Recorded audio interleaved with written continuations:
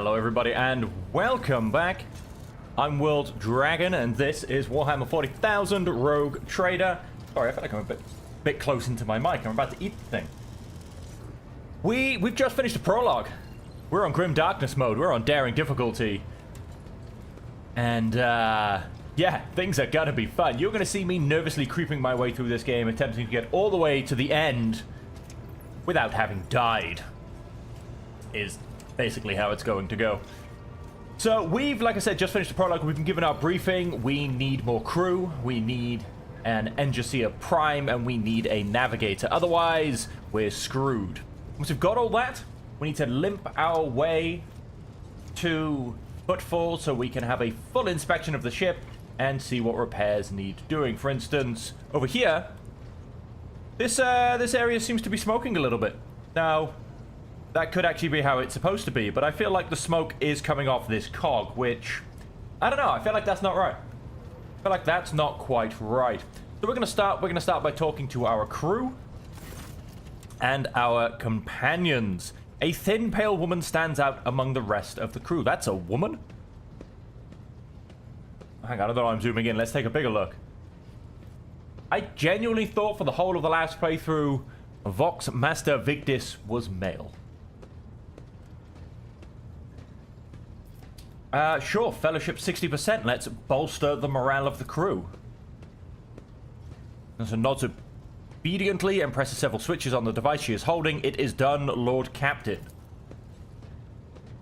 You address the crew with a rousing speech and hear your voice roll through the vessel. Reaching even the normal quiet corners of the vessel, when the broadcast ends, you hear distant shouts of approval. Okay. You appear unique. You are Voidborn. My appearance comes from my heritage, generation after generation of people who spent their entire lives in the depths of this void ship. Neither we nor our ancestors have ever left our home, but the same can be said about many denizens of the Imperium's million worlds. We are used to the silence of the cosmos and the voices of the ship. There are thousands of us, but we dwell far from the Lord Captain's upper decks and remain unseen. We are the Voidborn. Where does the word Voidborn come from? Born in the void? That one I feel is a bit obvious. Have you ever left the ship? Oh, I did once and it was dreadful. It felt like the massive blue dome overhead could shatter at any moment and fall, and my bones would be crushed by the gravity. The ship is my home, Lord Captain, and I would not trade it even for the bounty of 100 worlds. How do others on the ship treat you? We look, speak, and move differently from the inhabitants of the planetary worlds. Our way of life, traditions, and quirks frighten these people, just like the darkness of the cosmos. Many believe us to be the bringers of ill fortune, and alas, it is the Voidborn who get the blame for terrible warp phenomenon during longer voyages. Several years ago, an unfortunate warp jump caused all the food on board to spoil. 15 days later, a hungry and furious crew nearly massacred everyone on the lower decks, blaming us for the misfortune and hoping to restock the larders with our flesh. I would have been killed during the mutiny had Iconoclast not shown up in the right place at the right time. She came to my rescue, and the scoundrels' fear of her was even greater than their fear of the Voidborn.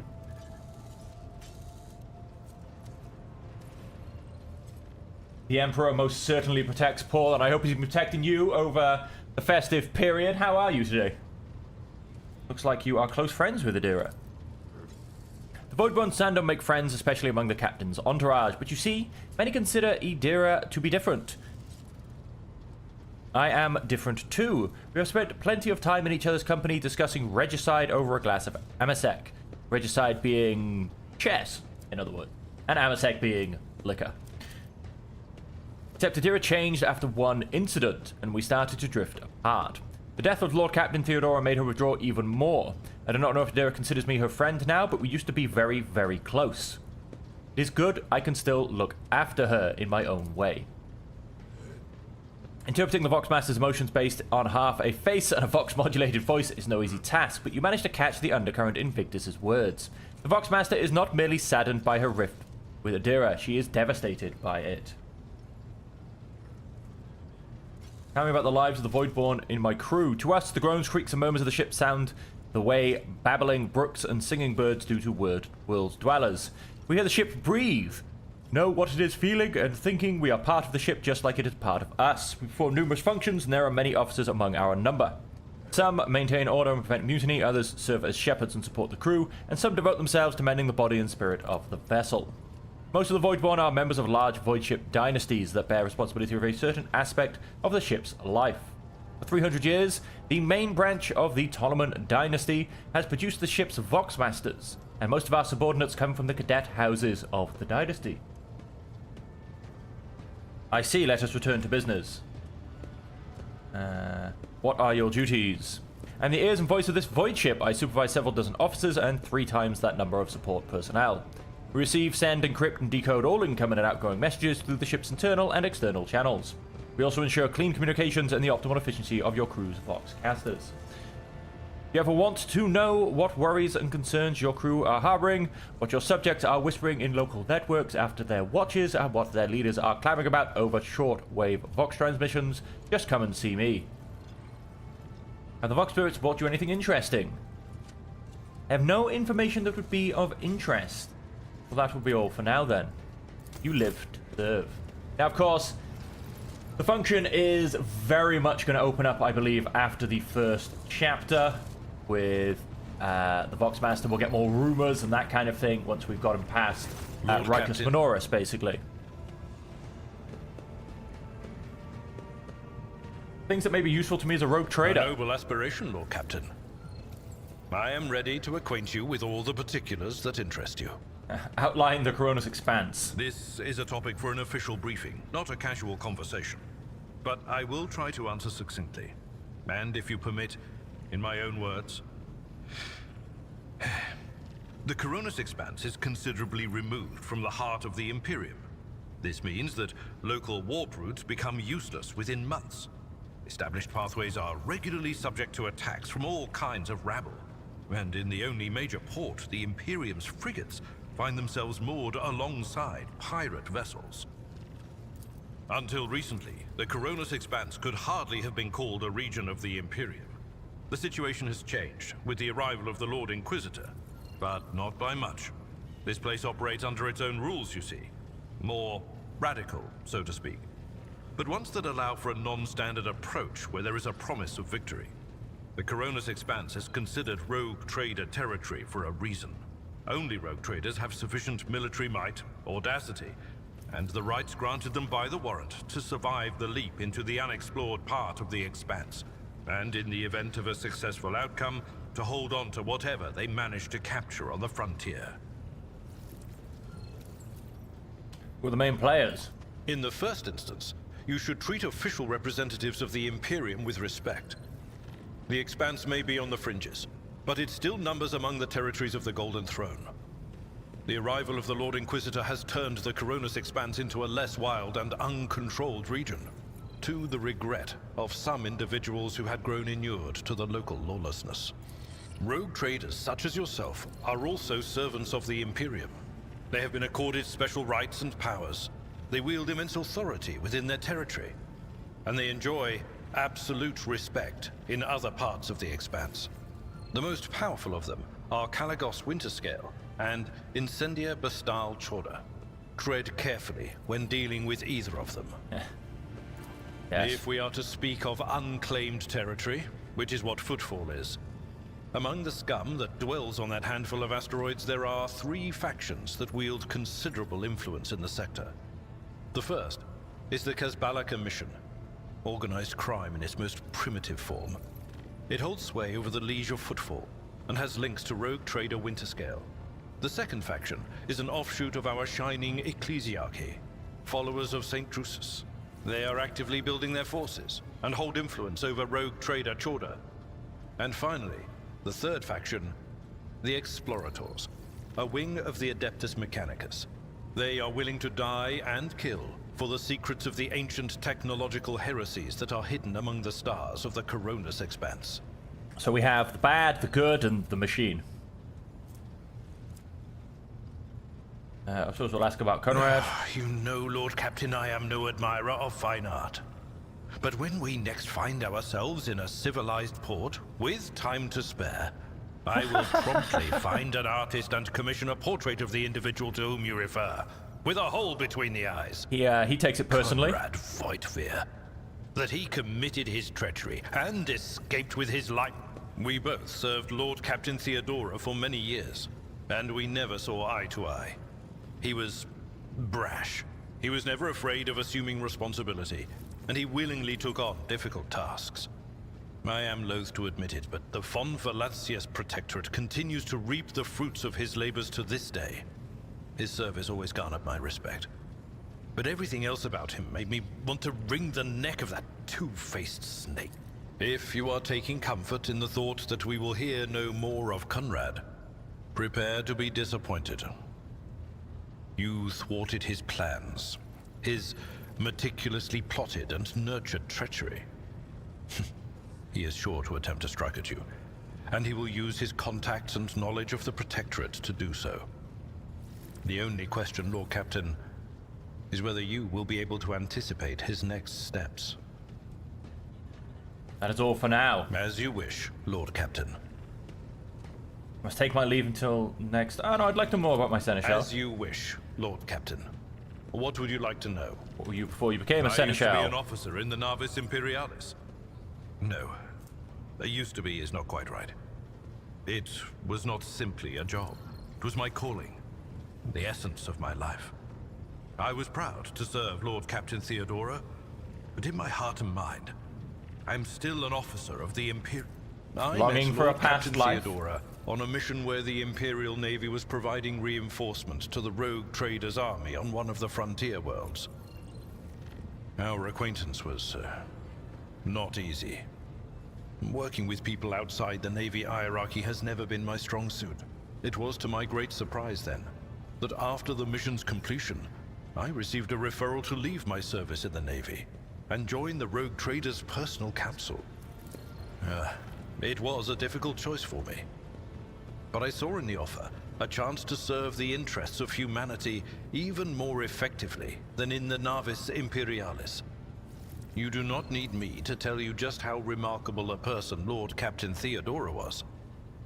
I recognized her at once as a true leader and formidable creative force. One who had built a protectorate amidst the dangers and wildness of the Expanse. Why were you permitted to leave your post? You could say there was no one among the naval command who was willing to impede the wishes of the rogue trader. To do so would be to risk their own position and their relationship with Theodora. Well, the Lord Captain possessed certain contacts in the Imperial Navy. Contacts which she used to request help during the conflict on the border world. And which enabled her to make me an offer that resulted in my joining her retinue. The Navis Imperialis is an ancient institution with its own mandates and muster lists. On occasion, in the heat of an official briefing, or an informal discussion, I violated those rules, determined to press my point. It is challenging to choose the words to accurately express my opinion on a situation or the actions of others that do not sound overly scathing or confrontational. Many in command were inclined to view my manner of speaking as unbefitting a person of my rank. Do you have a family? I am a widower. I am a father of 4, and if my information is not outdated, a grandfather of 11. My family lives on Dargonus. None of my children express any eagerness or aptitude for serving aboard ship, and I would hardly have insisted that they follow in my footsteps. Thank you, I have no more questions. Of course. I must take my leave. Lord Captain. A bridge technomat? Very important conversation. Who else do we have? We have good old Janrock.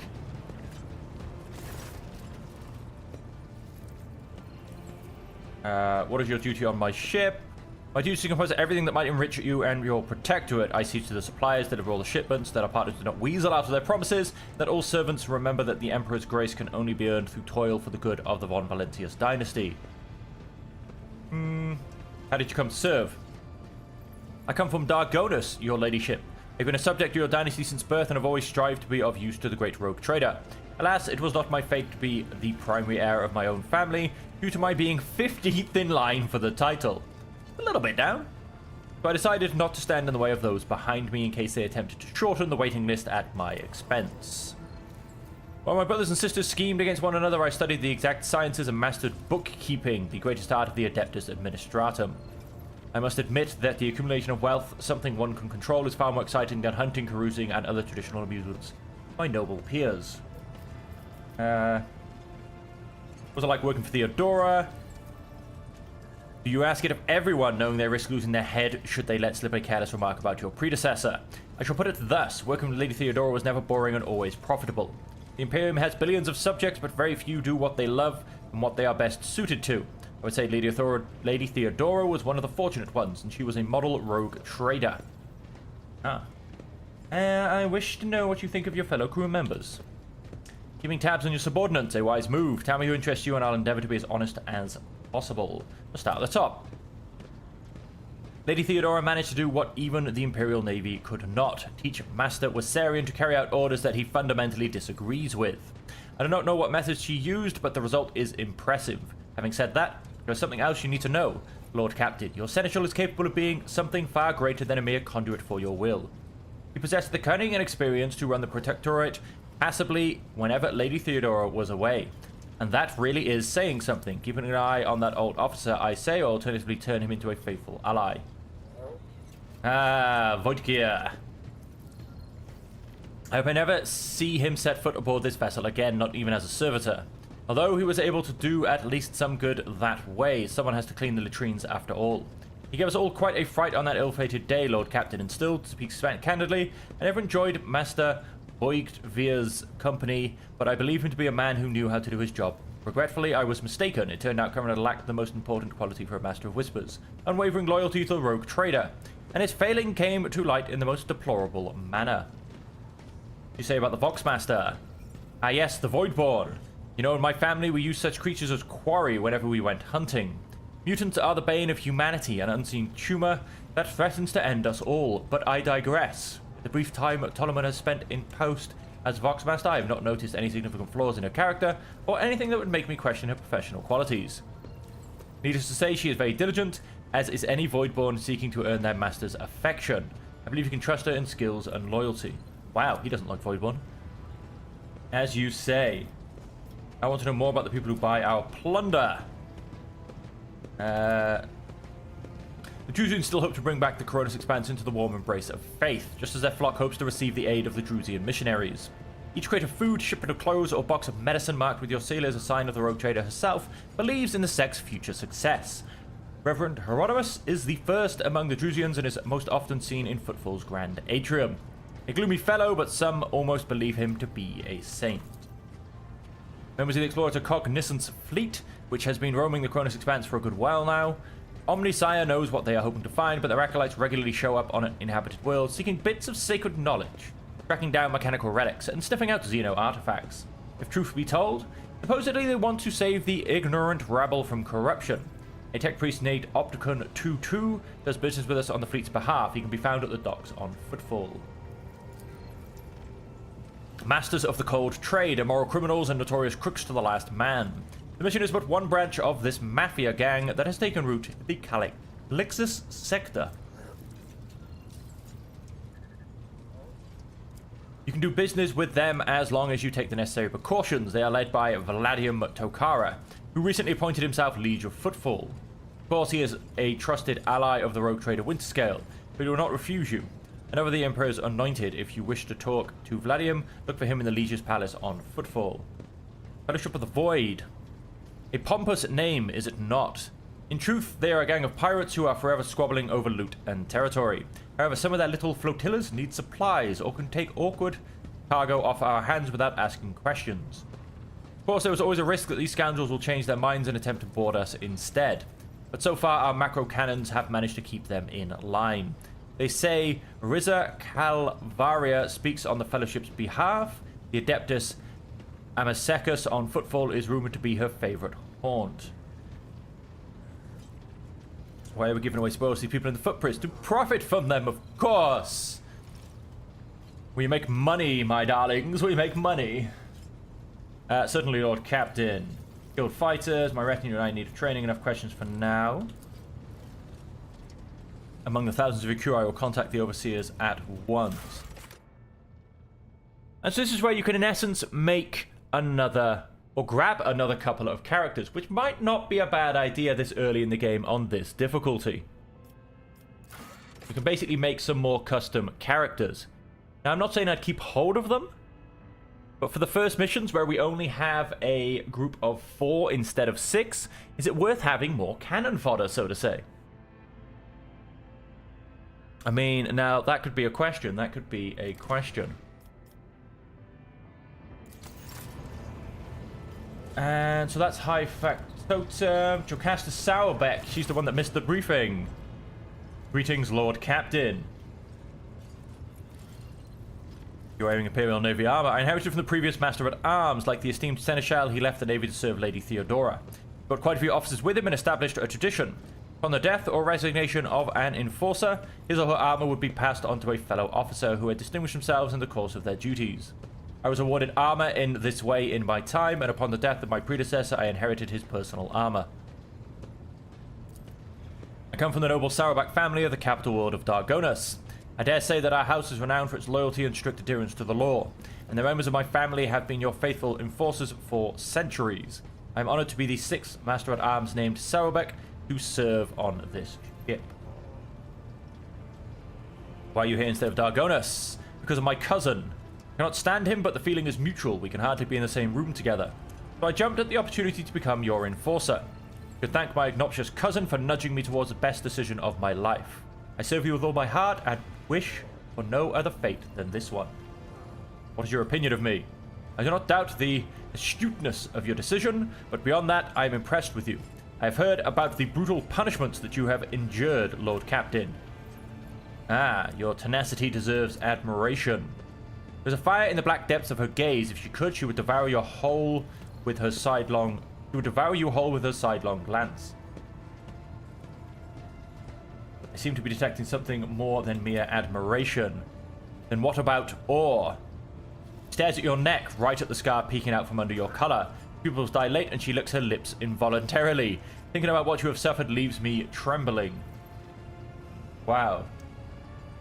Wow. She's a lustful one. Hey. Do you know what? Hey, stop it. Yes, Lord Captain. Ha! Hilarious.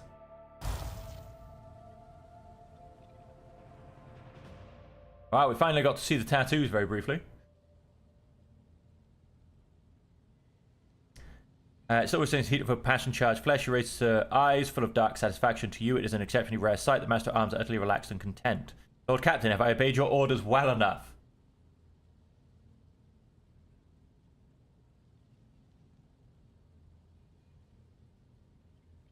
We're going to go for 3. In fact, I request that you show me no favor as a consequence of this encounter. This evening has itself been a privilege. I need no others. Next time you wield this weapon, remember this night. Shall, often with great pleasure. You are dismissed. Get out of my chambers. Hilarious. Well, that was a rather interesting and, shall we say, sudden twist right at this early stage of the game. Now, yes, let us claim some rewards. Is there anything in my vault? Nope. Okay, and on that, we are going to Mind Twitch Grenade. Those could be very useful. The wearer has a resolve percentage chance to reduce any incoming damage to 0. I mean, there's absolutely no reason why not. Sure. Shield that. No, that looks ugly as sin. Let's turn that helmet off.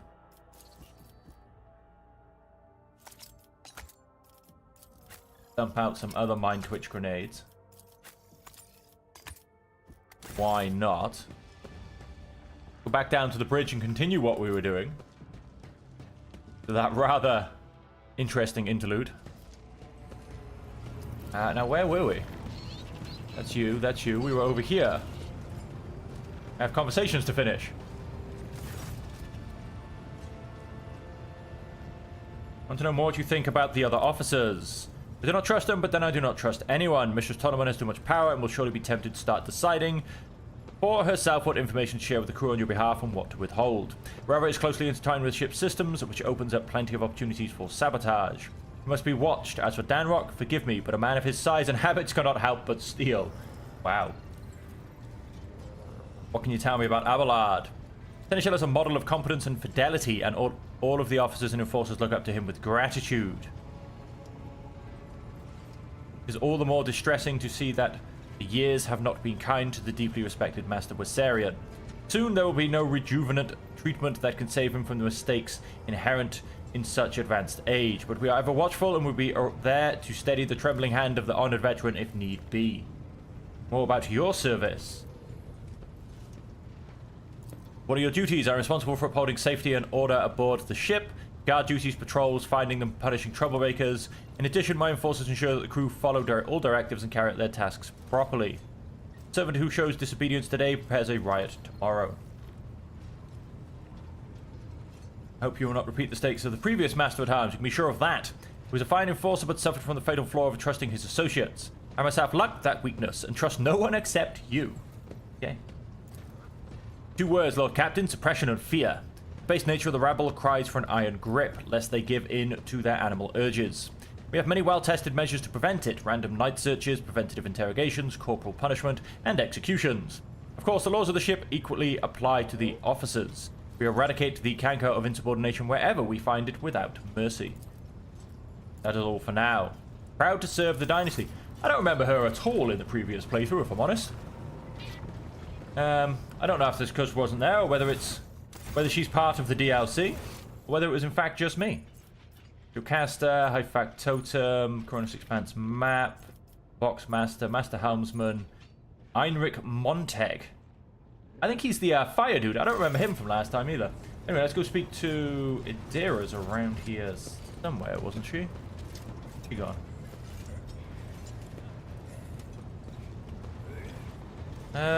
Visitor attack class. Yeah, she's behind me somewhere. Where's she gone? Oh, there she is. Staring off into space. Tall middle-aged woman stares straight ahead, her eyes vacant as she rubs the implant at her temple. Her collar is undone and one of the clasps is on the verge of falling off. Sensing your presence, Idira turns her head towards you and offers a crooked smile, even as her eyes look right through you. Where do you come from? Lyra, an outlying world in the Heathen Stars region. In the Coronis Expanse, the deeper you go, the less visible the Astronomicon gets, and the less people know about the Imperium. The arrival of a rogue trader is the best thing that can happen to a world like that. The very best. Tell me about it. It's an out-of-the-way planetoid between 2 faint stars.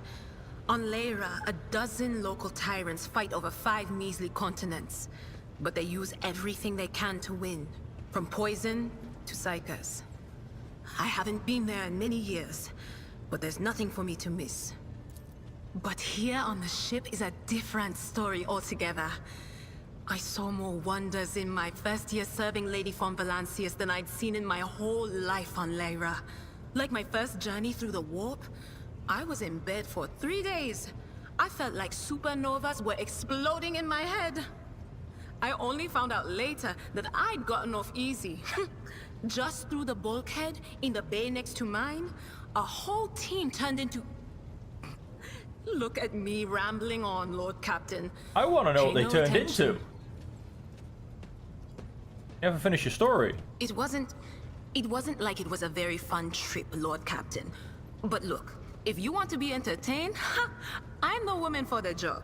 I'll entertain you with one of the stories from my collection, no problem. But if you want to hear about the time I melted everyone in the bay next door, well, I just don't really want to go into the details on that one, all right? And before the ship, Oh, I embroidered wall hangings in honor of our national heroes. that's good.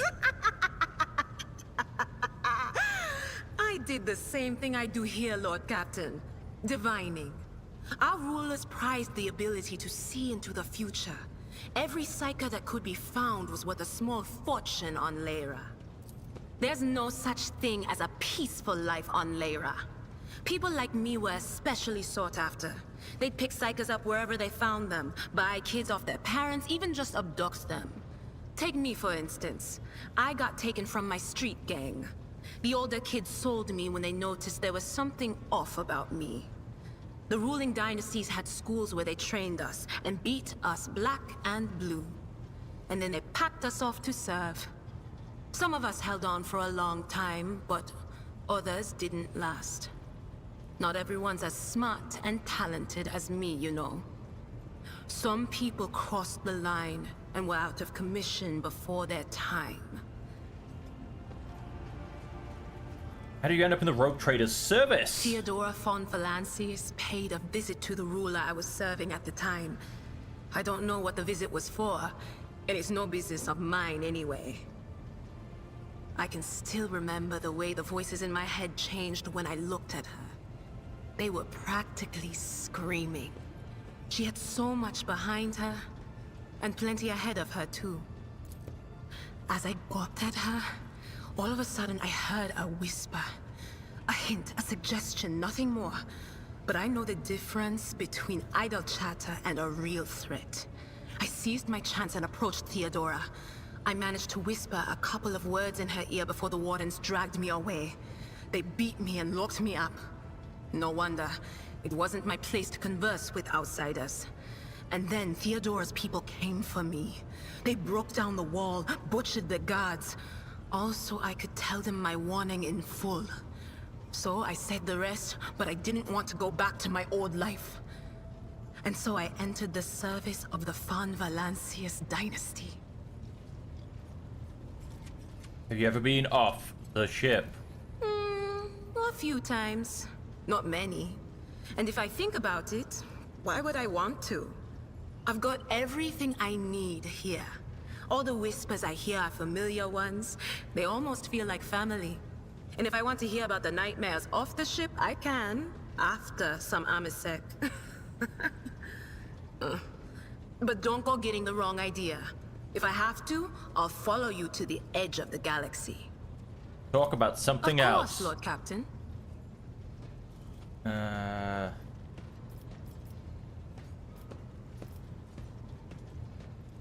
Things are strange between you and Argenta. The little sister is afflicted with her own set of voices. Ones that whisper to her about corruption and heresy. The silly girl doesn't realize that if she wants to find the source, she needs to start by looking in her own head. That'll be why. Did you know Theodora von Valancius well? None of the officers knew the Lord Captain well. Not even Abelard, and she was always closer to him than anyone else. She told me from the off if I ever listened to anything in the warp about her without her permission, I'd be going out through the airlock. I'm not an idiot, so I never stuck my nose where it didn't belong. Only when I was asked. It's hard to wrap my head around the fact that she's gone. Lady von Valancius gave me everything I have. She opened the stars to me and the paths between them. I still think I can hear her voice. Like to hear your augury. All right, let's hear what they're whispering about you. She suddenly freezes with a vacant smile on her face, her head slightly tilted. You feel goosebumps appear on your skin and your collar begins to waver ever so slightly as if moved by a breeze from a half-open door. Seek not on firm ground, but in a golden hall suspended in the void. There waits a child without kin, but with a name blind to truth. She draws the brush across the canvas and does not notice that her palette is full not of paint, but of blood. And with each smear, this well does not deplete, but fills and fills up to the brim. One thing is clear. When this vessel overflows, none will remain unstained. Among the blind men and false prophets, a red-robed sage seeks the answer to a question. He does not know that it is not the answer he must seek, but the question that will draw everything into focus. Will you help him, rogue trader? But mark that sometimes ignorance is sweeter than oblivion. A chained hound chases after glimmers of the aurora, but sparks in the scent of oil confound his nose. A chain trails after him. What will happen if you pick it up? Will you become his mistress? or merely another beast in the pack of his true lord. The glow of dawn bursts forth from its prison. Dungeon walls cannot contain the dark essence wallowing in the dust. A naive cub pushes his nose into a familiar hand, one that holds death in twisted glass. Cherish it or cast it off as a burden. The sword of change has already been raised. What is one more life to it? I'm sorry, Lord Captain. The voices are going wild. I can't make out a thing. I'll try to rein them in somehow, but for now... About your abilities. What are you talking about, Lord Captain? You are a Psyker. Psykers only granted the right to live with the Emperor's blessing. Have you ever been to Terra? Look, Lady Theodora couldn't care less if some eggheads measured my brains or not. It's not about the seal on your forehead, get it? It's about what's in your gut, if it's rotten or not. My gut's stronger than the adamantine on this here ship, and my implants are better than the ones they put in you on your Terra. If they weren't, I wouldn't have lived as long as I have. Got a new story for me. You bet I do, look. Ooh, what we got? All right. Okay, so we went to Footfall once. Well, I mean, Lord Captain Theodora went to Footfall a lot. But on that occasion, she took me with her for some reason. My day had gotten off to a bad start. My head had been yammering since I woke up, but there was nothing else for it. I had to go. We arrive at the place, and what a place! All the gentlemen and ladies dressed to kill, showing off their encrusted implants, all clustered around little tables. Well, turned out it was a gaming den. And not just any gaming den, but one run by somebody with deep pockets for people with just as much cash to splash. You should have seen it. People gambling away planets in a game of regicide. Anyway, so the Lord Captain wanted me to help her beat some guy. So I tell her, the chips won't land in your favor. You'll get a bad hand. Don't sit down at that table, your ladyship. But did she listen? Of course she didn't. If there's one thing she never lacked, it's stubbornness. So they sat down and the cards were dealt. I'm hovering around like I'm not involved, but I'm keeping my eye on things. And everything in my head keeps getting louder and louder. Anyway, it's a good thing I realized in time that my mind wasn't going haywire over a losing hand, but something else. I made some excuse to drag the Lord Captain up from the table and took her away from that place. And a few minutes later, the room where we'd been... It turned out some wise guy had the same bright idea to bring a pet psyker along with him. One of those ones who just scuttle around in Footfall's underbelly. And the psyker just freaked out, I guess. After all the commotion, people went to see what happened in the room. And they'd all gone for each other's throats. Literally. With teeth. And I think they completely detached that asteroid from Footfall and pushed it off into open space so it would head off toward the local star. Good story. Of course. Come back for another one sometime. So yeah, that's finished back here. Let's go forward. And I've got a couple of people to speak with. Let's start with, yep, Heinrich. And again, so I feel like he's new with the DLC as well.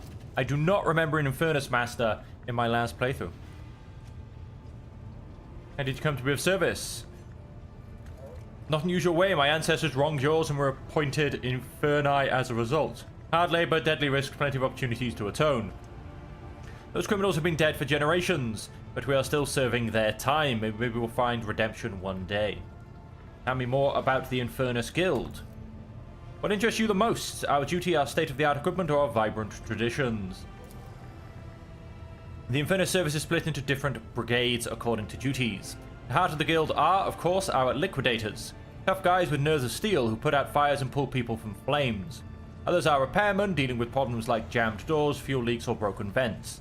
And then there's the walking inspectors who check the decks to make sure that nothing is blocking any passages or access to communication lines. Wow. Warhammer 40,000's version of health and safety. That's a bit, weird. State-of-the-art equipment. That sounds interesting. That was a bit of a stretch. I'm sorry. There is no state-of-the-art equipment. The risks of ruining it in a fire are too great. We get by using human resources and the most common items available. Respirators, fire extinguishers, and flame retardant uniforms. Let's face it, the lives of the Inferni are not worth much. It's more important that we save the machines and minimize damage to the ship. What traditions? We have plenty of those, like the reminders. Feeling a tattoo inscribed over an old burn mark.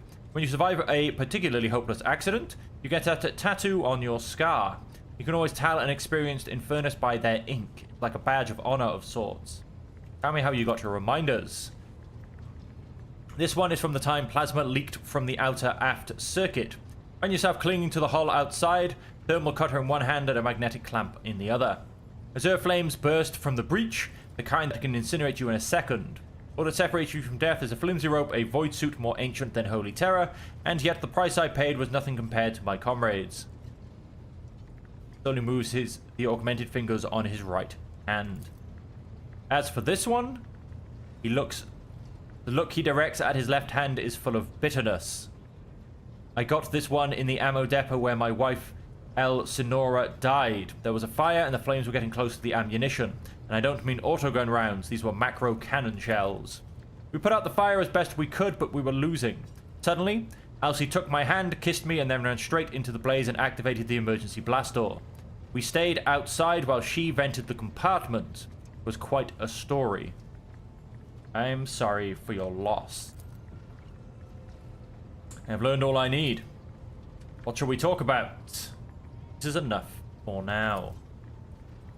Never let your fire go out, Lord Captain. I mean, no. That's just a stupid little guild in-joke. Seriously, if you see an Infernus next to a naked flame, run. And then there is Argenta. We're going to quickly speak to Ravor. Lord Captain, Master Helmsman Ravor at your service. Seriously, I wish they'd voice acted this guy, and I'd love to have seen the accent they come up with. When he's got all his, like, shortened things, and I don't know, I just see, like, a southern English accent, like Somerset-style country. From the Black Country.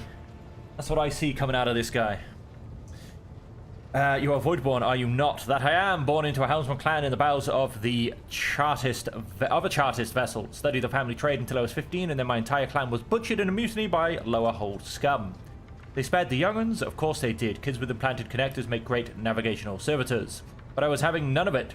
They weren't going to make a servitor out of me, so I escaped into the crawlways. And I spent months picking them off one after the other. You got me talking up a storm. Anyway, yes, I'm a Voidborn. Finish your story. Not much to tell. I gutted everyone I could get to, and then I fled upward to the middle decks. That's where the Augur operators took me under their wing, and they have an apprentice helmsman of their own up there, you see. Nobody asked me any questions, so I stayed. I grew up, trained, got smarter. Then ended up a junior helmsman a dozen years later. Downrock spotted me and lured me away, the cheeky blighter. I knew respect, but you'd better to find someone with a knack for conversation like Toloman, the new Voxmaster. I ain't the talking type. I just get the ship where she needs to go. Best let folks stick to what they're good at. What can you tell me about the other officers? Good for nothing wasters, that's what they are. Each and every one. Take Janrock, that highborn weasel. He fawns over the officers, but some of the deals he makes would get him burned alive. He drags other people into his schemes so they can take the fall for him. One of my junior helmsmen was ferrying goods from Footfall for him, got caught by the Seneschal, and ended up in the Void Hatch. Janrock couldn't care less. The Vox Master, another Toloman like the last one, Void Rest him, is no better. She cut off half the Vox channels the day she took up her post. That the Vox systems were damaged and the Engineerium had no contact with other modules. How am I supposed to steal the ship? Collect the COG's reports with the power of my mind? First Officer Wasarian, I can't stand him. Like every Navy officer I ever met, he doesn't know a thing about controlling a vessel in the void, but he puffs himself up all the same and throws his weight around. Me and him had to have words a few times before he left me alone. Thank the Emperor Lady Theodora trusted me more than the Seneschal when it came to helming a void ship. Then there's that woman, what's her name, Class. Lady Theodora brought her along wherever she went, and look what happened to her. I wouldn't be surprised if it turns out it was that witch that delivered her to an early grave, just like countless souls before. I don't know why anyone would want that walking calamity on their ship, but some would disagree. They say she's friends with young Ptolemy, you know, or at least she used to be. Do you like anyone at all? What kind of question is that? I like you and Lady Theodora before you. Where would I be if I was making cracks about the rogue trader? Ha, I don't want to die just yet. Ha, I like this guy. Seriously, he's probably one of my favorites. And so like I said, I genuinely wish they'd gone and given him a voice. Argenta. Rogue trader. Did you have a personal request? I indeed have a The accursed servants of chaos who assaulted this ship took the lives of your loyal crew members, and they orphaned many children, including the progeny of the brave officers who defended their posts until the bitter end. I don't know what customary practices there are for cases like this in Von Valancia's territory, but in the world I'm familiar with, the children of such brave souls could expect to receive some special consideration. Perhaps the rogue trader could meet with the orphans? I'm gonna go for number 3. Consideration is the least that they deserve. I will pass on your instructions. Thank you for taking... Go and have a quick conversation with the... Oh, I ran out of tea. With the children, who are unfortunately orphaned. Let's go give them a rousing speech.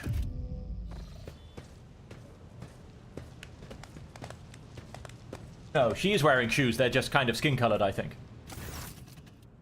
This is a really sorry-looking lot. I thought this was supposed to be like the kids of the officers. Like, they look like lower-deck scum. The motley group of adolescents do not take their eyes off you, gazing at you as if you were a creature straight from a fairy tale. And indefatigable sister has been keeping an eye on these pups. It is hardly the scholar progenium in here, but we have provided the orphans on our ship with adequate care and instructions. Brave ones, the master of the ship has appeared before you, the one who guides it through the darkness of the universe by the Emperor's will. Greet your Lord Captain, the rogue trader of House von Valancius. You notice Infernus Master Heinrich Montag standing a few paces away from the orphans. He watches you with approval and bows respectfully when you meet his gaze.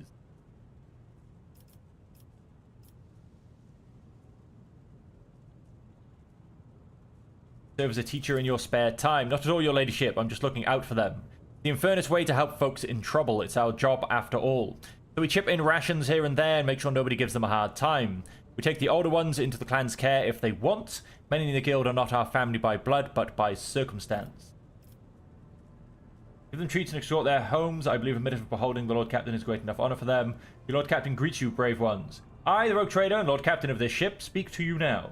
Your parents gave their lives for just cause and brought honor to the Von Valancius banners and those of the Imperium. I am proud of them, and I believe that you will become their worthy heirs. Let's do that. Teenagers hang on your every word with bated breath. Only a few at the far end of the row seem sullen and not particularly impressed by your speech. One of the scowling visitors, with a thin scar across his face, tosses his head back and says bitterly, "So what? Why should we care? Our friends and parents died in their dozens for your noble lot, and you just give us speeches. Maybe I should have given him some candy." Argenta quickly turns to the boy, a flurry of emotions flashes in her dark eyes, like she wants both to calm him and scold him for his impudence.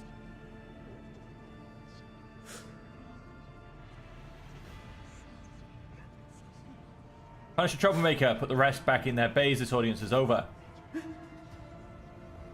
Since you are so concerned about the orphans, they are henceforth in your clan. It falls to you to teach them the meaning of what their parents fought and died for.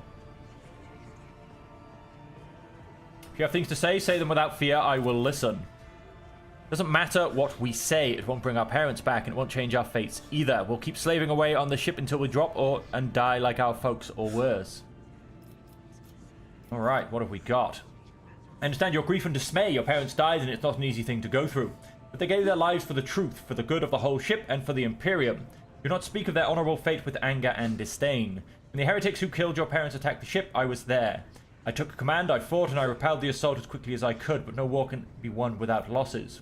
You can only strive to do what is within your power.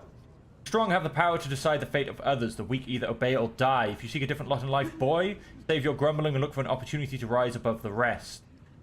Address the chaperones. Address the chaperones. Infernus Master, since you were concerned of the orphans. Do not speak of the honorable fate with anger and disdain. You heard the rogue trader, her words carry the wisdom of the Imperium.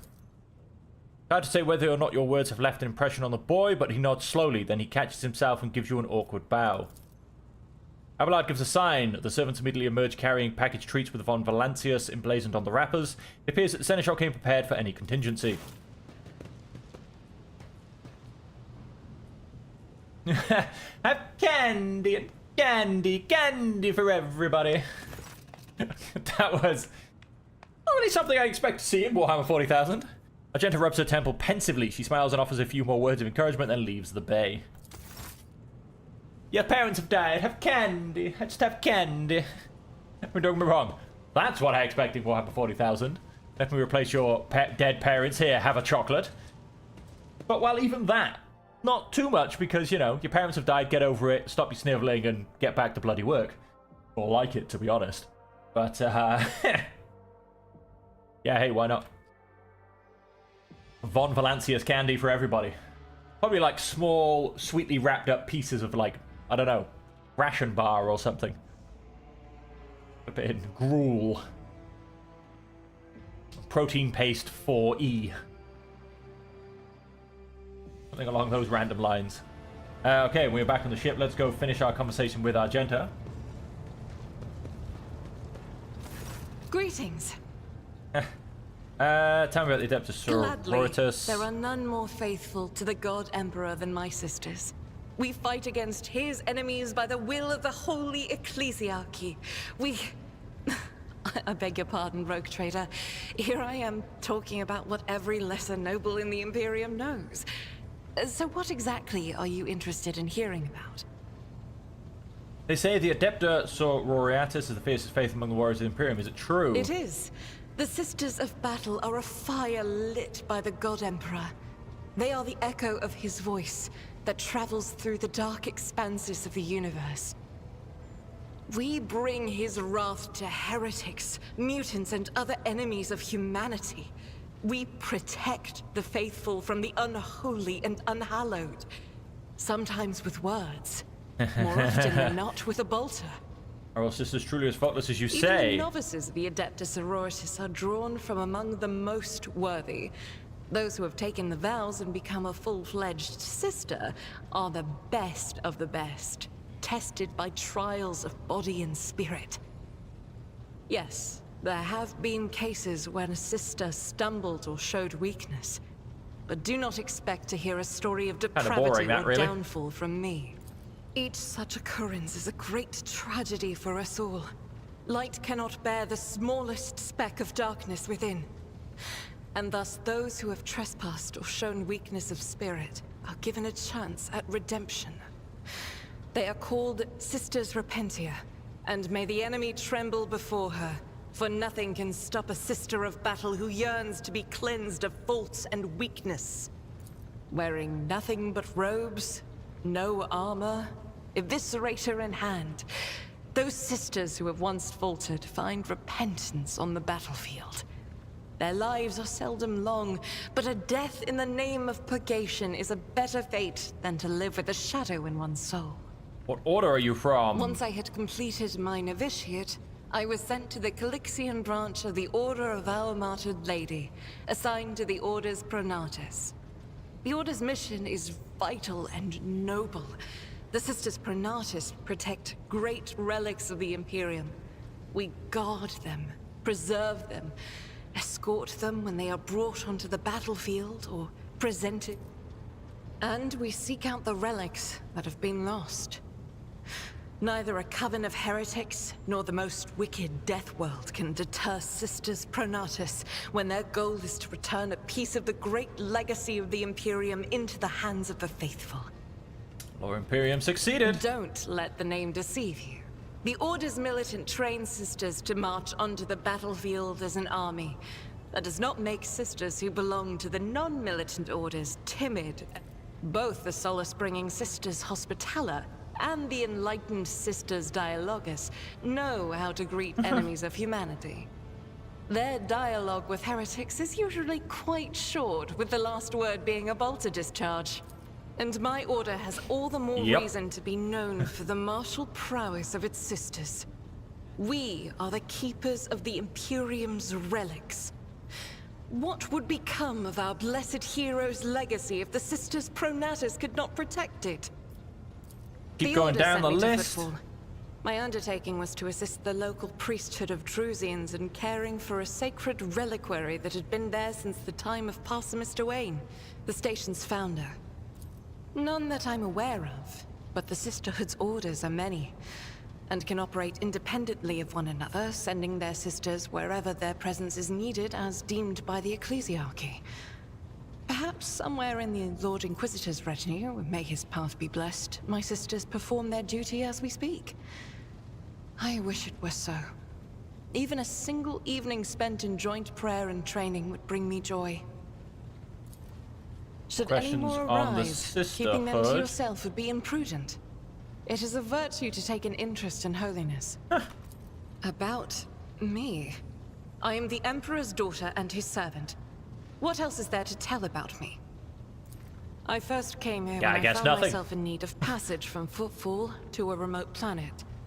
But I imagine what interests you is not that first journey, but rather what brought me aboard prior to the cultist attack. That story is complicated. It just so happened that I made a mistake. In a moment of laxity, I was ambushed by the accursed followers of the archenemy. I was badly wounded. Lady Theodora came to my aid and brought me aboard her ship, where crew attended to me in my weakened state. It all happened not too long ago. I had barely recovered from my wounds when the cultists struck. Truly, the servants of evil know no rest. There is no place where we can be safe from their machinations. Happened to the people who wounded you? Sadly, they did not. Lady Theodora was in a hurry and chose not to stay on the planet. Her people took me to a ship while I was unconscious, and when I came to my senses, we were already flying away. It happens even to the best of us. My mistakes are my burden to bear. I'll find a way to atone for them. On one of the recently discovered planets in the Expanse, no one suspected that it had already been tainted by the filth of heresy. Had I known it beforehand, of course I would have been on my guard. Let's go there and kill them. The path to that planet was lost. All the knowledge is gone, along with the previous navigator. It would take immense effort and resources to rediscover the route. The heir to the von Valanci's protectorate must have plenty of other issues to deal with right now. Perhaps later, when the skies above our heads have cleared. I hadn't been here that long. Just one journey from Footfall, and the other journey, the majority of which I spent in the confines of the Medbay. I can't tell you much about the first voyage. I was more focused on prayers and ruminations than on the people around me, or the journey itself. During the last journey, Seneschal Viserion stood out for me. He came by several times to ask about my health. He's an honorable man and a loyal servant of the Imperium. I think he is as meticulous in his inspections of the logistic systems as he is in his inquiries about the health of the occasional system. But not all of Theodora's people have earned my trust. You know who I'm talking about. There is no place for Adira Tlas among the God Emperor's faithful.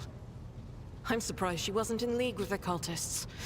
And I'm equally surprised by how deep heresy and treason run in this place. I'm glad we all made it through that dark hour. May the day that follows be bright. I feel like she would, if possible, set the whole of the inside of the ship on fire and then replace everybody. As you wish. Was it keeping you in my retinue? The ship was targeted by heretics, which means that my presence here and the assistance I provide to you are my sacred duty. Sooner or later, I will likely have to return to Footfall to protect its reliquary. But for now, I wish to remain a part of the Rogue Trader's crew. I'm not going to go for the first one because it's too dogmatic for me. So I'm just going to say I enjoy your company. Welcome. You know, it's nice to hear it that I'm not the craziest person on board this ship. Those are very courteous words, rogue trader. Thank you for this conversation. All right, well, there's all the conversations. It's time to move forward with where we're going next. I am actually going to go and grab... would like to replace the painting of the late Theodora in my chambers. Hang my portrait instead. Yes. We done, your ladyship. Most definitely. Let's go and get a custom character. Let's hit next. What we're going to do is basically, for sake of ease, yes, he looks glorious. Dogmatic no, Iconoclast follower. He's going to have come from a devil. We're not going to use this guy for much of the game, just for this beginning bit, to potentially have a 5th character in our retinue. Origin, he's going to be a commissar. We are basically making our previous character. Archetype, he will be a... You know what, let's in fact go Blade Dancer. He was a warrior last time, but I kind of used a little bit as if he was a Blade Dancer anyway. He had dual weapons. He ran in there. He kicked ass. Double weapon skill. Double into strength. And put 1 into agility and 1 into toughness. Let's go ahead and hit next. Edit name. We are basically going to honor Bahadur from the previous game and drag him into this world. Oh, -1 profit factor lost. I did not realize that went and cost me a profit factor. Oh. That's alright, I'll gain it back. It's only 1. It's not too much. 4 ranks available in a Blade Dancer. We are going to... Let's chuck it into athletics. Blade Dancer leaps into the air and lands on the selected cell. Upon landing, deal 8 damage to all adjacent enemies. Leap can be made into any unoccupied cell within a 3-cell radius in the Blade Dancer's line of sight. This move does not promote attacks of opportunity. The Blade Dancer cannot jump to a cell that is inaccessible in combat. Ability can be used multiple times per turn, but each use requires a charge to be spent.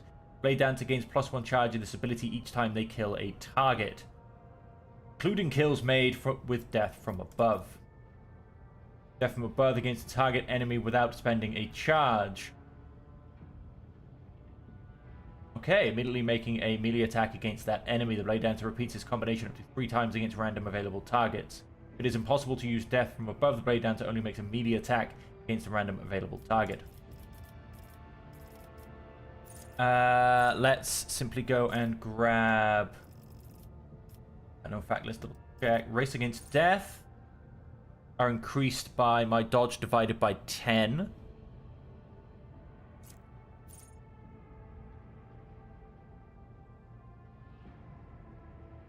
Nice, we can get extra damage. A desperate measure and a heroic act in the same combat. Kills an enemy, the Blade Dancer resolve increased by +1 until the end of combat. My weapon skill is increased by my agility bonus. It's enemies armed with a melee weapon. 3 weapon skill, 3 agility for every injury they are currently suffering, and +10 weapon skill and 10 agility for every trauma. Sure. 10% critical hit chances for axes, hammers, and las weapons. And let's go and grab... weapon skill or strength? We'll go weapon skill. And like I said, we're not going to be keeping this character for long. Like I said, I'm a little bit... I didn't realize it was going to go and cost me a profit factor. Journal. What I want, if we have a look at my contract. Rumors. What are my rumors? Ah! Lord Inquisitor Calcazar. Got it. I can't actually... Inventory? Don't know if I can see...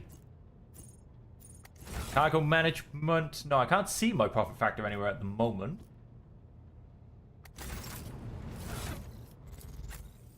Let's look at Bahadur. Wow, he actually does need a couple of weapons. Put his pistol into his second set up. Let's say that. No, let's put his. I don't think we'll be using his lasgun, but let's put his lasgun there just in case. And we need a second weapon for him, it seems. Let us come to our cargo management, melee weapons. Take out the axe. Then let's go back, inventory, and let's equip him with an axe. An axe is his trusted weapon. Gets an injury or falls unconscious. They get +1 damage. That kind of actually does work for a blade dancer. Strangely enough. Alright. So I'm not gonna lie, I didn't realize that was going to cost me a profit factor, but like I said, -1 profit factor is not going to go and cripple me for the rest of the game. Don't shoot tutorials from the group. Thank you. Complete. So we have Urac 5, which will get me a navigator. Vicad Majoris, which doesn't really get me anything. The prison planet, which allows me to save somebody. The unidentified void ship. Astropathic station. Wait. On the astropathic station. That's something new as well, I believe. Let's come here and scan. Vicad Majoris. What have we got? Just some experience. Now, there's no rush or no order in which we have to... is asking to speak to you via private channel. Oh, why, hello. This guy's new as well, I feel. I don't remember this guy from the last playthrough either. The DLC has brought a few new characters. And doesn't he just look a little bit crazy? I can report that the choir is listening tirelessly to the Immaterium in hope of picking up voices from the Dynasty ships or worlds. However, we have heard something horrifying instead. Amid the Immaterium's tumult, something is screaming. The scream is driving your choir mad. Until it stops, we have no hope of contacting any of the Dynasty's worlds. It's coming from the Rykad Systems Astropathic Station. I do not think we have been introduced. Indeed not, and we meet under lamentable circumstances. My name is Zachary Weiss, and I am proud to be the choir master of your ship's astropathic choir. Weiss is another one of the families, actually, I've just realized. The duty I perform is to keep you in contact with the Expanse via astropathic messages sent through the warp by trained psychers. What is the nature of this scream? We do not know, your ladyship, but it has brought the Immaterium to a boil.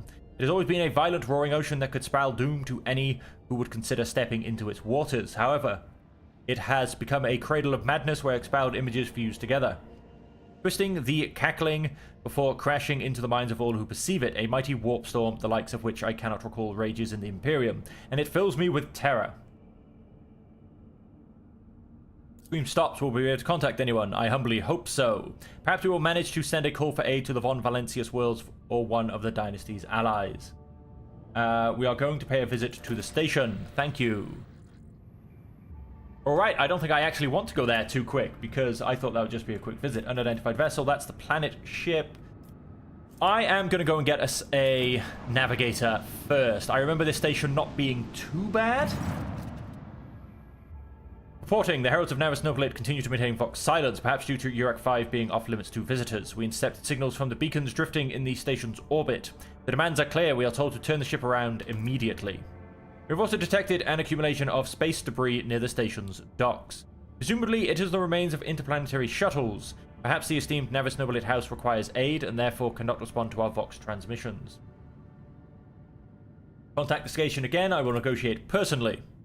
The station does not reply even after an official greeting by a rogue trader, and the declaration of your intent to negotiate in person. Scan the station. The officers from the Augur crew performed a full scan of the station, but the information is imprecise. They note wave distortions of uncleared genesis that are throwing off most of the readings. We are able to ascertain that the reactor core of the station is still active, but many compartments are unpowered and some fully depressurized.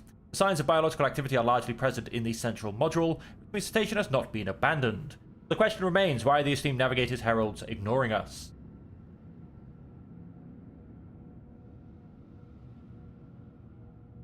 Order the crew to commence docking. We do not know what is happening at the station, so you have to look for the esteemed navigators blind. Dock safely and may the God Emperor light your path. We'll take all 5 people. Like I said, we could have gotten a 6, but well, like I said, yeah, after finding out the first one cost me a profit factor. I wonder if I gave him back, whether I could have my profit factor returned to me. I only want him for this beginning bit. Have help me get through the initial part of the game. I would hate to fail this early. I hate to fail at all. I want to get all the way through Grim Darkness, of course, but you know what I mean. Let's take extra precautions, basically. Well, ship's a bit of a mess. Pathetic worm. You dare to argue with your master? It was not you whom I swore to serve within these walls. My lips are sealed. Confess. What was the old man's last command? What are you planning? Give up, Keeper. You have lost this battle. Again. We're getting nowhere with these ones, sir. Permission to execute them.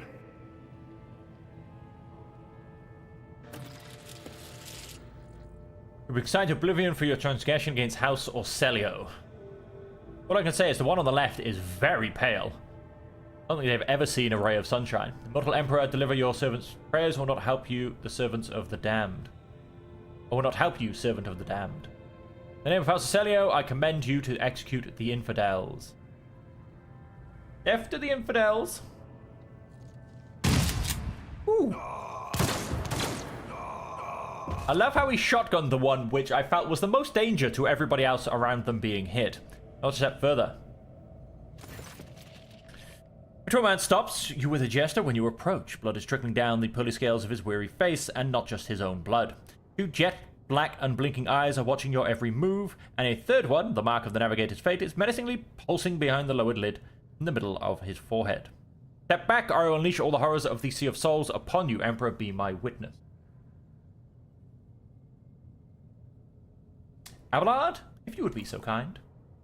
Before you stands her ladyship the rogue trader, C.C. von Valancius, heir to the great protectorate in the Coronus Expanse and bearer of the warrant of trade. Allow me to point out that noble custom requires the Lord Navigator to introduce himself first, but given the, unusual circumstances on the station, her ladyship the rogue trader is willing to turn a blind eye to your hostility, but just this once. In this case, I shall turn a blind eye to your unceremonious invasion, but just this once. Very well. Allow me to introduce myself. Before you stands Felix Christoph August, keeper of this place. So you do not arrive to offer support to the traitors. This is great news. Having said that, you must understand that WH40K is a holy sanctum for House Orselio, and the path to it is only revealed to a select few. It pains me to say that you are not on the guest list.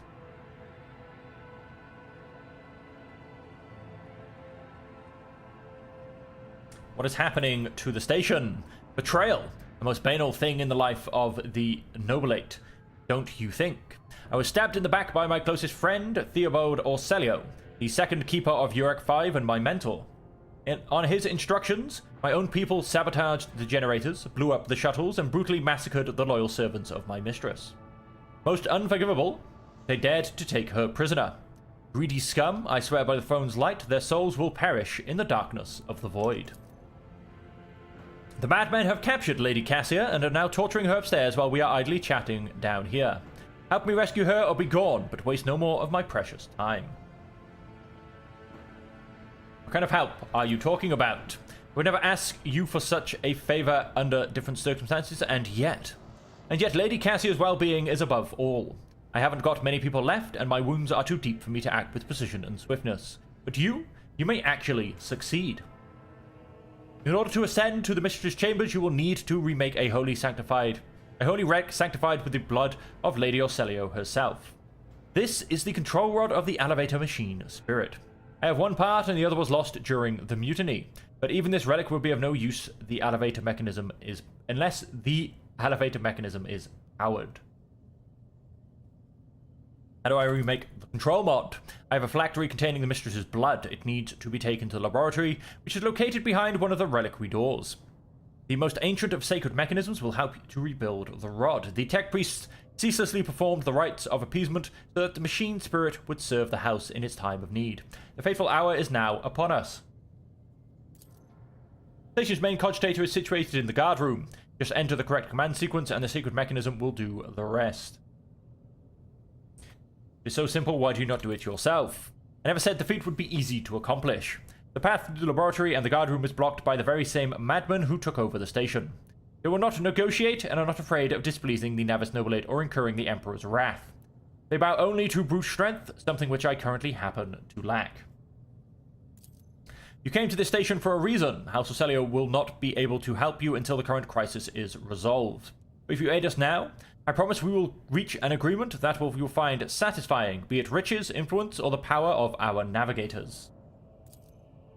So what have you decided, descendant of the von Valentius line?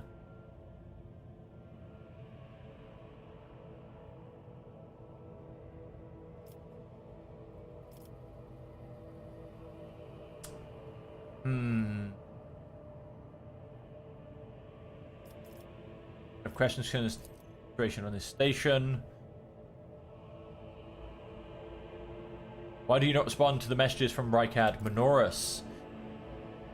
It is the holy domain of the Navis Nobilate, and it's forbidden for commoners from the world below. We had hoped to solve this crisis on our own, but when the situation spiraled out of control, we could not establish contact because the traitors had disabled our equipment. Trust me, I should know. Everything happened too quickly. There were dozens of reports of accidents, victims, and failing systems. But the only precious thing aboard the station is Lady Cassia's life. Everything else is futile and can be easily replenished. I'm not allowed to discuss my mistress, whether with her retinue or the outsiders. She will tell you about herself personally if she feels like it. That is, assuming she survives. I'm begging you not to waste any more of our precious time, for it is running short. You may not believe me, but Lady Cassia is capable of incredible things. Not even the traitor Theobald can easily harness her power.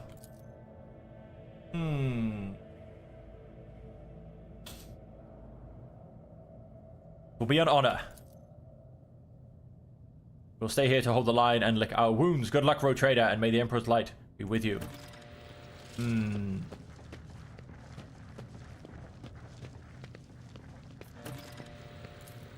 Turn on. I assume that cannot happen. The elevator's power is out. They will see. Oh yes, they all will see. And the madman keeps talking. Or when I say madman, I mean madwoman. And I mean myself.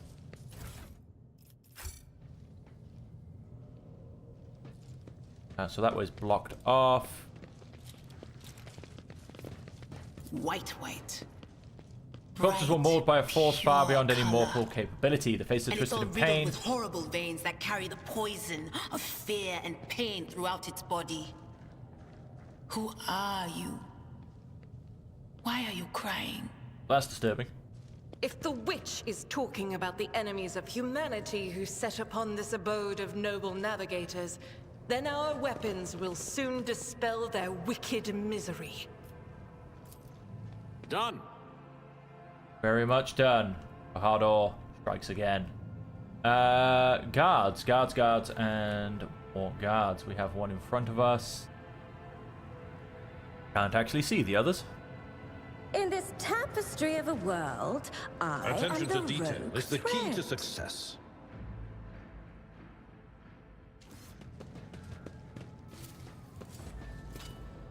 The Emperor favors me today. At the ready.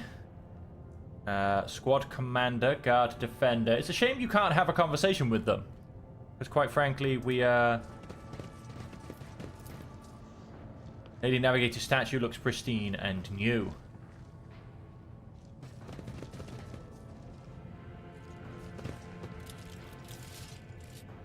Stand firm, we must not let the miscreants defile House Ocelio. You see what I mean? Like, it's a shame we can't speak to him and hear his side and then be like, oh yeah, you're right, and just go back and kill Felix.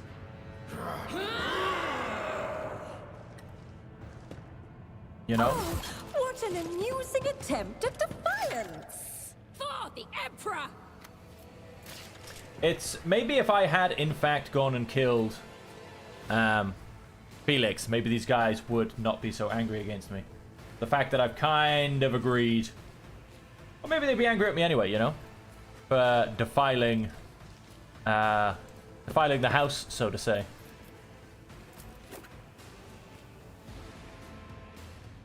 I'm gonna go and start you behind there. Abe, we'll go and start you behind there. Get you behind this desk. Let's get you behind this desk.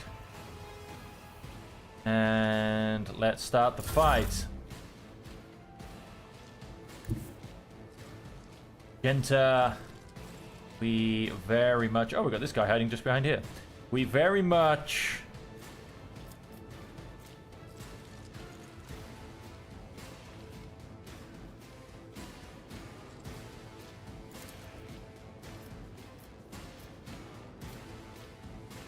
out of range of him. Keep the Mind Twitch grenade for now.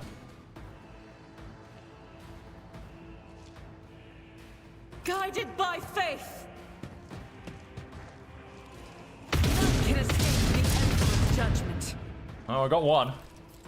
Hit run and gun. See if we can get two. I'll do it. Did. 2 down. 8 remaining. Got a guard all the way over here, who is the only thing... Oh, the only one getting a go before most of my guys. Guard defender, squad commander, guard. The Medikai, quite far down, but I would like to kill him pretty Faith early. without deeds is worthless. Before he gets up to too much. I should have run and gun, and when I run and gun, I should move further in. I could go here. And...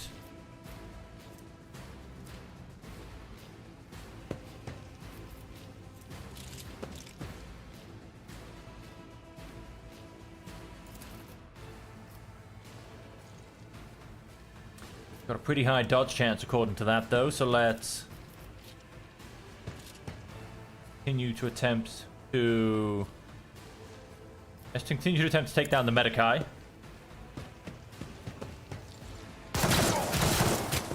Oh, very nice. 1 health remaining. Let's run and gun. If 50% chance.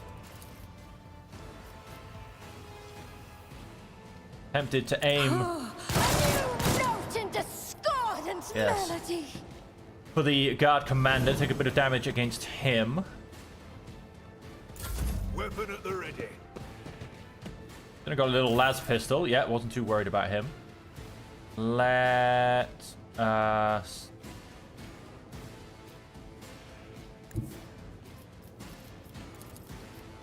I will do my duty. Let's take out the Medikai. There's no reason to give him a chance to bring himself back. Dodged. Indeed. Reduced to dust. Have less of that, thank you very much. It will be done. Go and endure.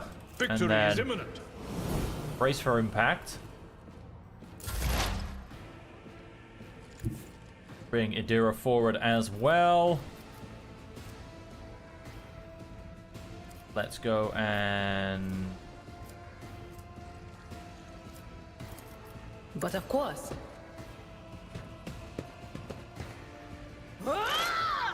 Go and take down the stats of this good old Anything else? squad commander. And let's scream at him. Nice. 8 health remaining on him. Stay vigilant. My faith strengthens me. He says as he runs away. Break their morale.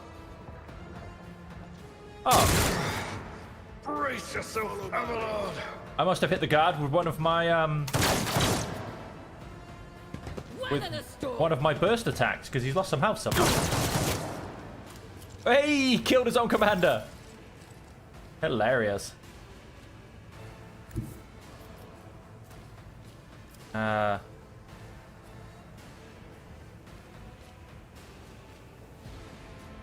Absolutely hilarious. We have 1 charge of death from above, so not really.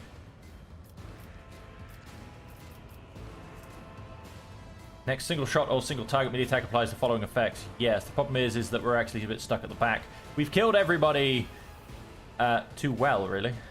Let's sure, let's just charge into here. And that'll be all Bahardo gets to do this round. Just a minor setback. He just went and melted one of his comrades as well. Pistol burst. My lead. We're down to 5. Oh, he's all the way back there. We are down to 5 personnel. Can we...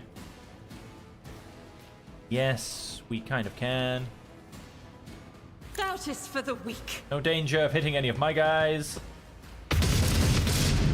Yeah, no danger of hitting anything, really.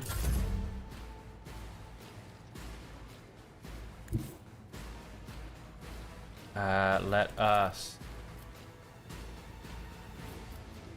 Schemes. Try that again. Schemes.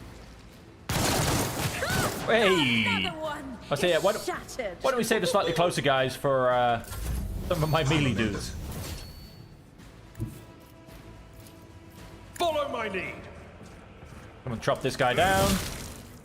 Don't think I can reach with my charge. Oh, I At your can. beck and call. He's dead as well. That'll be all for Abelard. I mean, we're not going to be anywhere near in range of a psychic scream.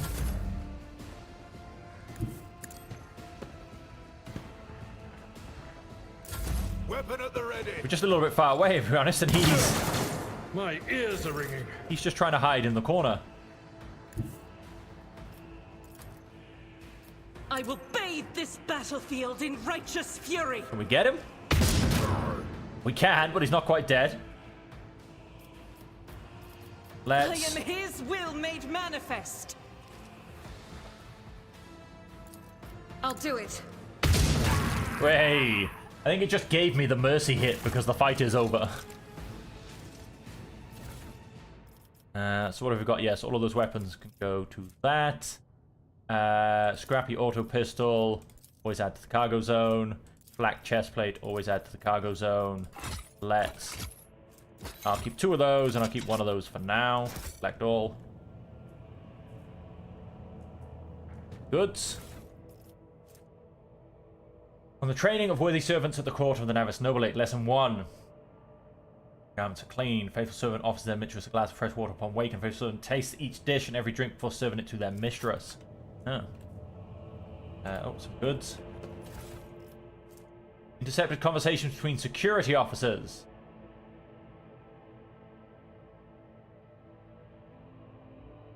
Even if the point of your brains turn to mush, I may rip out my eyes like Amos did. At best, I'll just go bonkers like that little stain that kept stealing our low. Threw himself out of the pressurized chamber because some voices told him to. Even gave us a little leeway. Unlike that fish-eyed, be quiet, he might hear you. Okay. Oops. I was sort of treatise by the most distinguished scholars of the Imperium.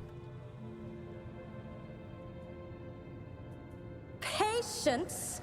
My nerves are frayed. This, oh, that looks like it could be something bigger. Over there. Over where? Over who? Over what? Ah. Go to sound the trap. I better myself through my service. Examine Lore Imperium. Applaud my brilliance. Statue of the famous Halixian sculptor and chronicler Zacchaeus Vernon the Magnificent. Well, there you have it. Go grab some more goods. Data crypt H40K0. Okay, let's have a quick look in here. Curiosity sings in my veins. Goods. The crew continues to mourn Lady Theodora. I fear it may affect the performance of their duties in service of the Lord Captain.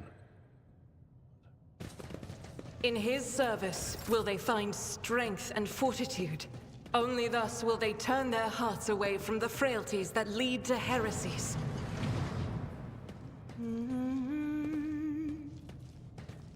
Get rid of this. Never doubt me. Crap. Goods. What lies beyond? Ah, and that's how we get around the locked door. Got it. And what do we have going on in here? You hear the screams. Move. Sir, are you alright? We can't hear anything. Oh. Someone's gone a little bit warp mad. Now I see you are in league with them. Is this an insurrection? Yes, indeed. Death to the traitors.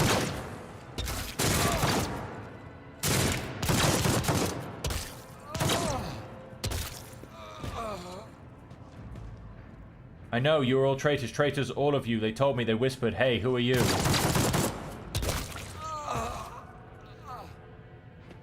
I think we won that round. Yep, all... Data crypt. Sometimes you consult the appropriate treaties Or scrappy auto guns. and weigh every Amidst step. the madness. Sometimes, though, you just fire your biggest cannon and save the day. Open up this door. I am at your service. See what we get.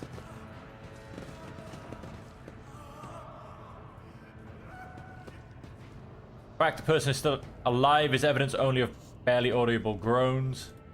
We are done the floor, they'll kill us all, I can't take any more. Using the arch enemy's twisted influence has found its way into the station. Okay. Use tech, use demolition. Duty prevails. Oh look, it's unlocked. I don't want to keep having to blow things up. I will eventually.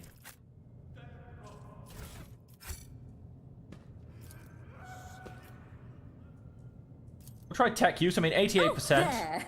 Done. Beautiful. And I don't want to keep having to blow things up. In this tapestry of a world, I am the rogue thread. Excellence. Clear this. Athletics, 100%. Another sword and some noble silk gloves. Oh, we missed some goods back here. Navigator flesh sample.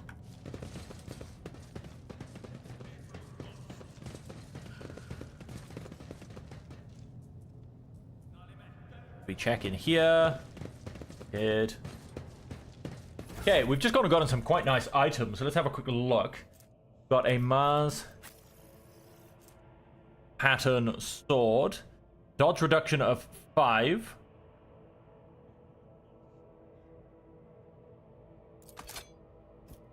Go ahead and put that there, and I'm actually going to give him his chainsword in his offhand. That we managed to pick up. Oh, it's some light armor.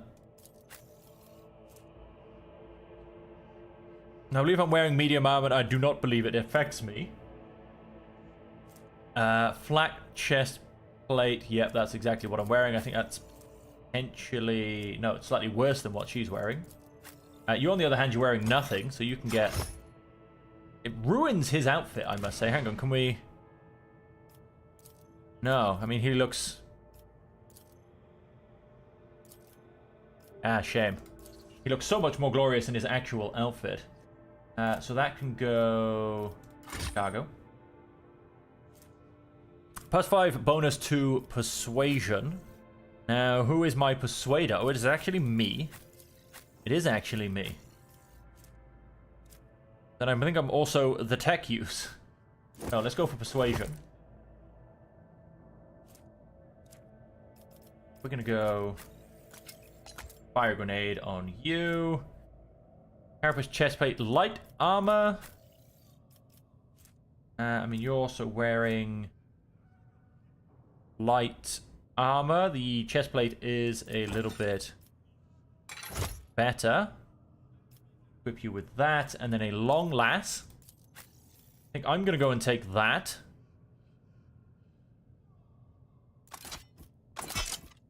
But the las as my second. And you can take the shotgun, because I'm clearly going to become more ranged. Okay.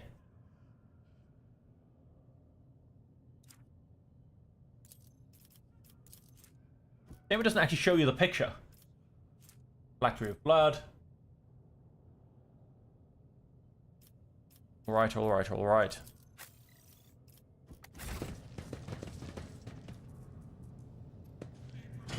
See what's through door number 12. Patience. My nerves are frayed. Ah, awaken the cogitator spirit. Awaken the cogitator. A few of the remaining dials and pull the activation lever. The crackled vid screen of the sacred engine flickers. The cogitator inside emits creaks and groans. The lumens oscillate at random. It takes a while, but eventually the machine spirits do grant you access to the cogitator's system. Request data on these station's navigators. Main hall, alive, alive, deceased, deceased, deceased. Parameters, rapid heartbeat, elevated body temperature, stress level exceeds the permissible limit, status unknown error. Not present. If the rod has been misplaced, immediately contact the station keeper or the Navis Laboratorium custodian. Examine the log. This is Officer A.02H2. Do you copy? Several generators overheated on the lower levels. Chambers A to D are unpowered. Tech Priest crew sent to investigate the problem is not responding. Requesting back. 200 servants have perished due to explosive decompression of the living quarters. We've located traces of mechanical interference. Preliminary cause is officer sabotage. Crews 5, 6, and 9 are cut off from the main compartment. We have enough oxygen for 20 minutes. May the Emperor save our souls. Senior station officers, this is the captain speaking. We attempted to contact the Windscale Scion for help, but something is jamming the signal. We never received a reply and cannot be sure it was even sent in the first place. A rescue team is not coming. We're on our own, so remain vigilant. Anyone could be a traitor, you hear me. Anyone. If you are in doubt, shoot to kill. Servants close to the child have started butchering one another again. An order came from above to have the remains reprocessed. Negotiations with the Windscale were a success. A new batch of servants will arrive in 10 moons. Got them to the laboratory at once. It is imperative that we increase the new retainers resistant to the child powers. Data expunged. Docking logs. Regio Orento Orcelio, data visit classified, reason for visit classified, data departure classified. Damage in technical compartments, unable to access station's docking system, energy regulation system, unknown error. Over to emergency power, immediate evacuation of the facility is advised. Tech use 45, 80% chance. Exceeded. Child delete, picked flow, disabled access code, annual, annul, station controls, delete. Okay. Only the keepers of the station have access to the life support systems, but Keeper Theobald has not left the child's side, and neither had I. Could it be? Okay. Don't know who's messing around with the systems. Call Rykard Minoris for help. Switch to main chamber controls. Time machine spirits grant you access to the station control, or at least its parts that still obey the cogitator. Open all doors on the level. Barely make out inscription, missed the flow of rapidly changing symbols. Data corrupted, processing error, something is required. Ends in an O. Starts in an O, ends in an O.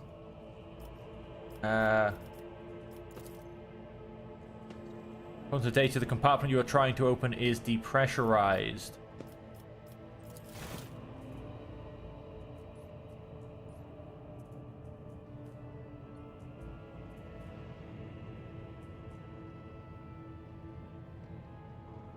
Oh! I did it!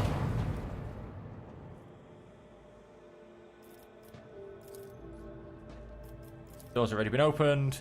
Passage has been opened. Already been opened. Has already been opened. In elevator controls. Oh, whoops. In elevator controls. Activate the elevator. Confirmed. Step away from the cogitator. And dialogue. All the doors have now been opened, apparently. Curiosity sings in my veins. Sings in my head by the sounds of it, too.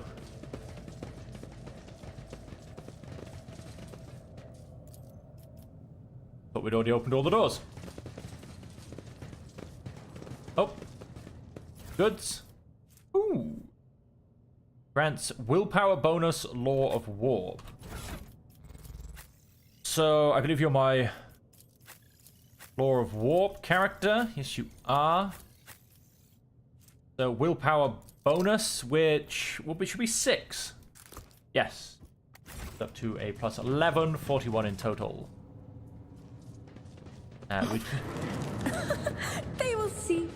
Oh, yes. They Door is all open. will Come and see. avenge us.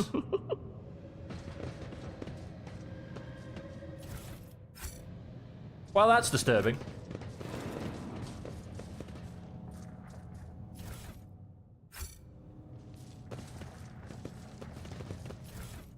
Good.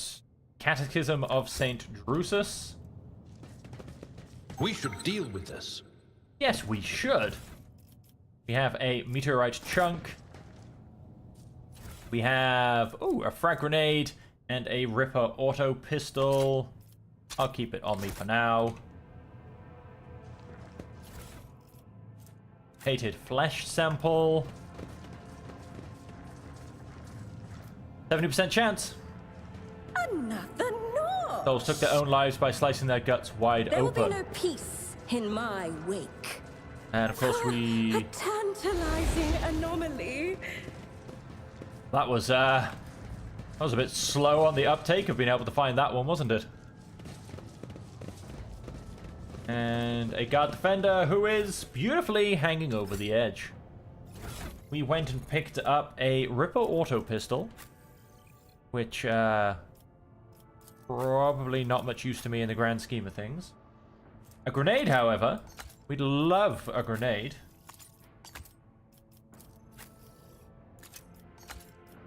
You know, if people have particular use, why not?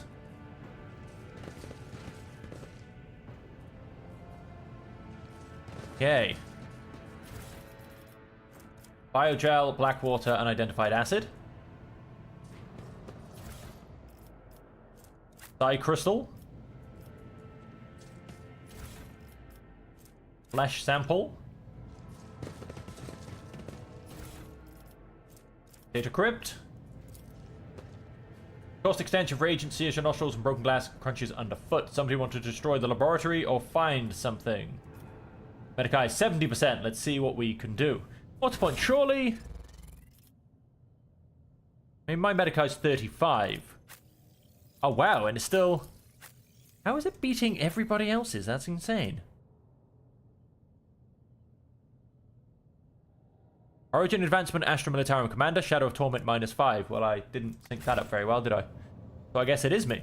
Genius triumphs. Synthetic amniotic fluid pools across the floor, barely discernible traces stretch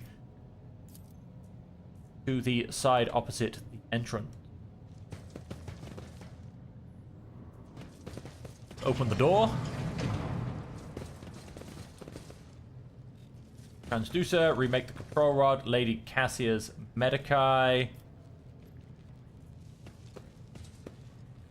They all just lost their minds. Please don't kill me. I wasn't really planning on it, but okay.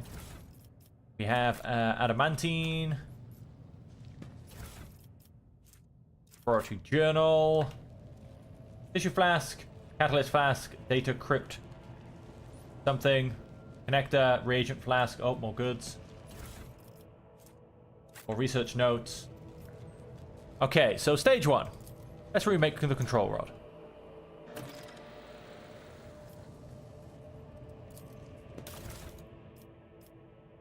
Transducer. We need to put something in the transducer. Adamantine, a psi crystal, or a meteorite chunk. Right. Now this is where things become fun. Now there is something we can do here, or we blow it up. Last time I played, in my first playthrough, I blew it up.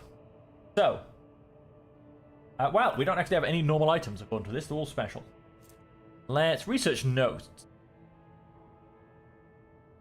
Ethereum on the flesh of a Navis Nobilate. Just as we thought, navigators are positively resistant to the restless currents of the warp. The God Emperor truly does shield some people against corruption and misery. But let us get back to the study of mortal flesh. Another servant will be carried in shortly. I must ready the organ extraction equipment. Adamantine dust and black water. This was the worst idea that could have entered my mind. God Emperor be praised, I am lucky to still have my head on my shoulders after the reckless experiment. Nevertheless, we did make an important discovery. The adamantine seems to protect the frail flesh of the lowborn to a degree. Having said that, not even the macerator can handle its temper, so we should probably introduce a more complex compound into... So we should probably introduce a more complex compound into the formula. All of the data related to the experiment were recorded into data crypt K040H. I will get back to them later once I'm done with experiment H40K. Have I mentioned that the chunk of meteorite found by Keeper Felix subject is completely useless? Although shine and granules could be used to make new paints for the child. Yes, I think I'm going to do exactly that. Okay. More and more servants have been influenced by the immaterium, and it has nothing to do with the child's more frequent tantrums. We discovered that the corrupt flesh of the mutated reacts most unusually to the crystals we purchased from Winterscale Dynasty. I strongly recommend finally grinding the reagent to catalyze the reaction. Do not use acid under any circumstances. Trust me, you will not like having to tend to the burns for the next dozen turns in a row. This calls for something more basic. Oh, and one more thing. The tech trees blessed the data crypt H40K for the calculated number of chrono turns, which means it is no longer necessary to remain near the device while waiting for the reaction to start. The data crypt H40KO malfunctioned over the course of our research. I should remind the technomats to deliver this sacred mechanism to Magos Dioceus' capable hands. Okay, so H41OK seems to be the winning formula. Signs of acute stress. The majority perished. Blood loss with the day of being replaced. Being inflicted by jagged piece of metal. Death was caused by strangulation. Tongues bitten off and the jaws badly dislocated. Some test subjects lacked the physical strength to separate it from the rest of the skull. Cause of death, severe head injuries. This is just a lot of bad things that happened. Data crypt connector. Okay, so I'm going to go for it being 41OK. Okay. Catalyst flask. At no point use acid, black water, or biogel, not sure. Tissue flask. Then reagent flask. We don't have any reagents, apparently. That's interesting. Or is it the reagent we get out of the other side? Transducer. Alright, yes, we have to crush something down, don't we? Meteorite chunk is useless. Learned that.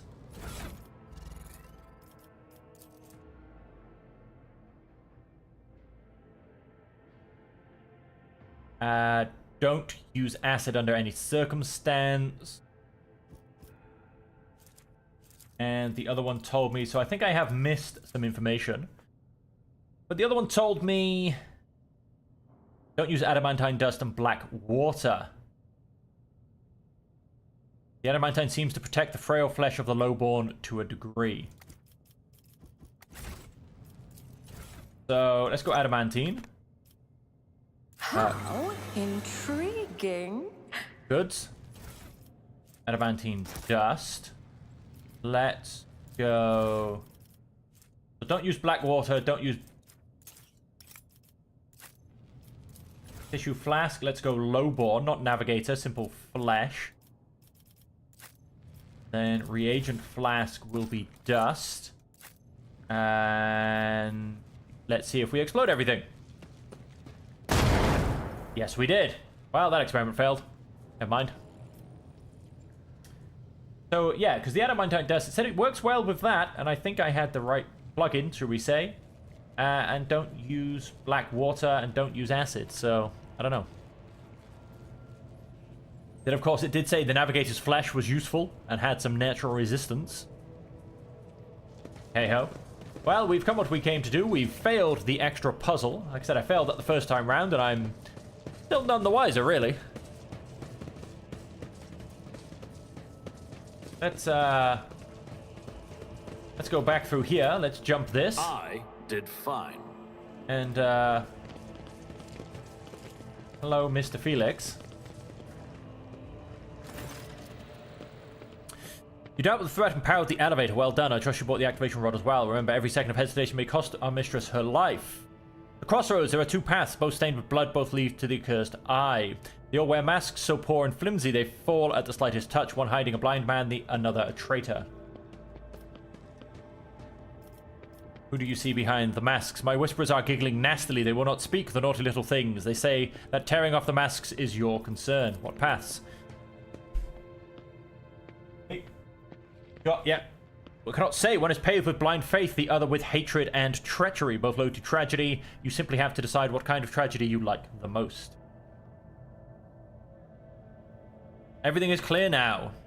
Nods tirelessly and glances at Felek out of the corner of her eye. Keep the key. Care to explain yourself, scion of von Valentius dynasty? What is the meaning of this?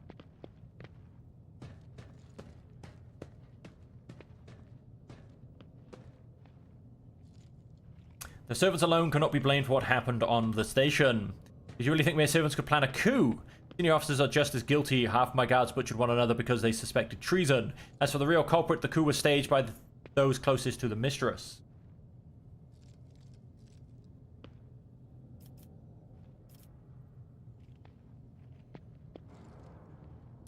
Only available to the keeper. I would not trust you as far as I could throw you, Felix.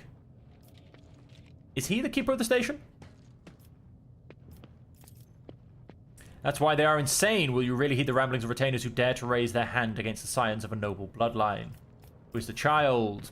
You meddled with something that should have been left alone. The child is what the station servants call Lady Cassia. For the commoners, dirty mouths must not sully her name by uttering it.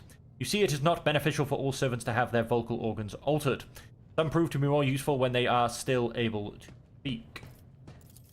I am sure you're aware there were two keepers of the station. Your guess is absolutely correct. Theobald Orselio, the demented old man obsessed with Lady Cassia and her power, and also the one to blame for the woes that have befallen Europe 5 and our noble line.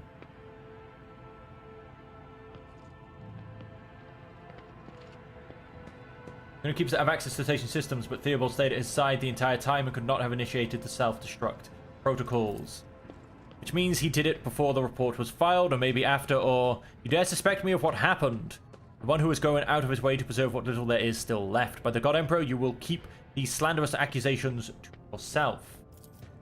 I was lenient, this is true, and in the end I paid a steep price for it. Just look at the destruction around us. The insurgents have left almost nothing of my home. Enough lies, Felix. I'm certain you are the one behind this coup. I suppose it's time to remove my mask. Congratulations, you've got me. Did you really expect me to be sincere this entire time?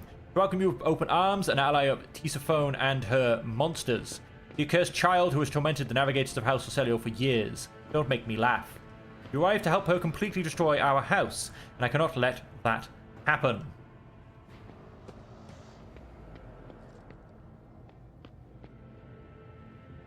I came here to get myself a navigator, nothing more. In that case, accept my sincere apology for the deception and my early behavior. I had no intention of making an enemy of von Valentius' heir, nor of destroying the station that served as my home for many years. They left me no choice. You cannot imagine what monsters lurked in the upper chambers, an evil, a plague, a pestilence on our bloodline that seeks to destroy House Orselio from within. And Theobald and his followers, just mindless fanatics serving this evil. Lady Cassia is a scion of merciless tyrant, but it is not her relation to Tisiphone that is terrifying. He is a monster whose powers drive servants insane in mere turns. A cursed child who can kill a navigator from the Orselio bloodline with just a look. I alone managed to get close enough to her over the years. She lowered her guard and trusted me, and at long last, I rid my house of the curse. This is the truth.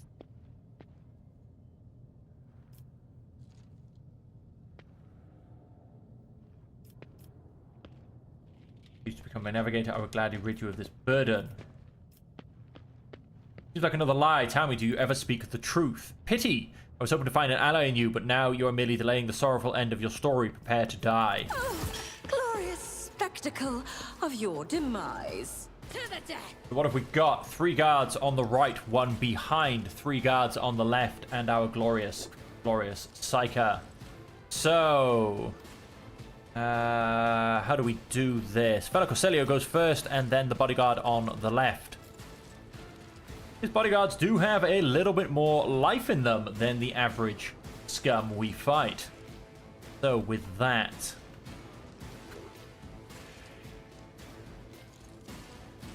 let me go and stick myself behind there. You can go behind there.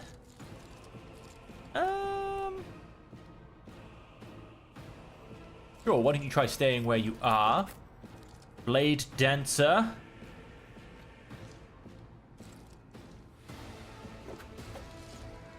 Why don't you... I mean, you leave yourself open to straight attack. And then have a lad come this way.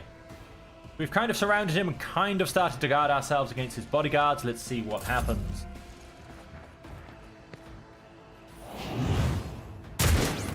Tides of time and space. Follow my lead. That suffered worse. Boosts the navigator's luck, although the navigator cannot move for some time. Okay. Obviously, once we kill this guy, then it all swaps around. Abelard took about 3 damage. And... it's cover instead of Idira, I think. Yep. And Argenta dodged. Cool.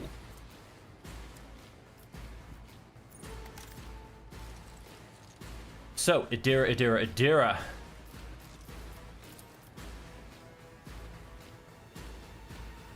We can... yeah, let's go ahead and do that. Can I fall back now? Oh! You hit yourself. That's interesting. Maybe that was... no, it was the... okay, that was odd. Let's analyze the enemy.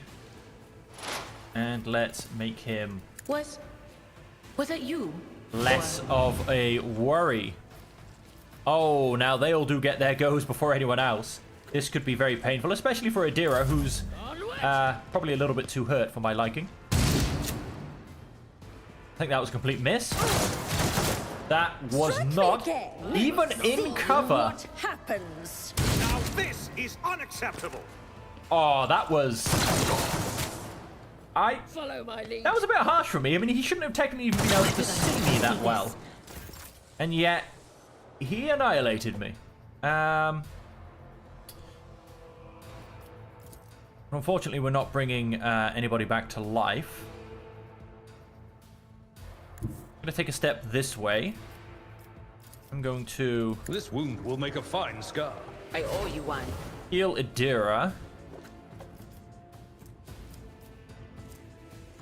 Then... who's the only bodyguard that hasn't had a go? Ah, this one all the way on the left. Let us go and... oh, he's too far away. That's a bit, a little bit annoying. Oh, wait, of course I can just simply move.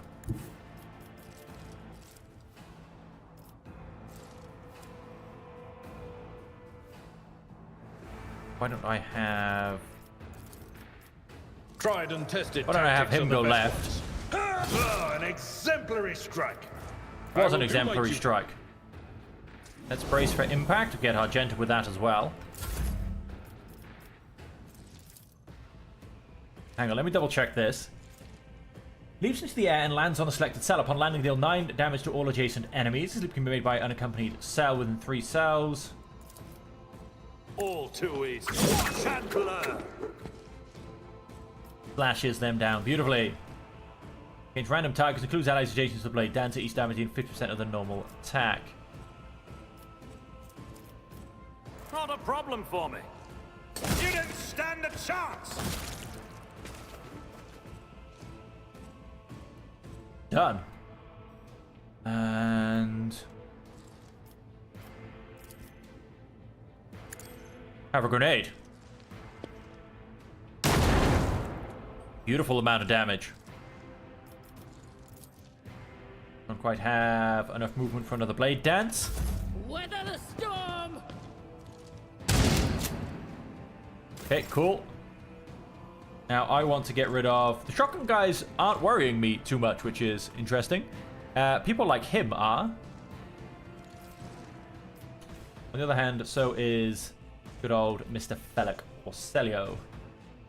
Let us, however...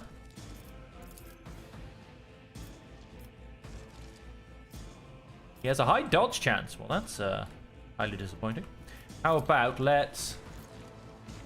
Mind Twitch Grenade this guy. Stay vigilant. Die! Because he can go and do amazing things like that. Then how about... judgment. Let's go and finish him off. They're down to 5 people.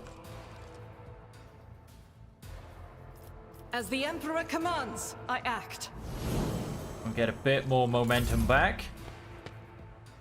Yes, run away, I dare you. Warp Curse unleashed. I suck at worse.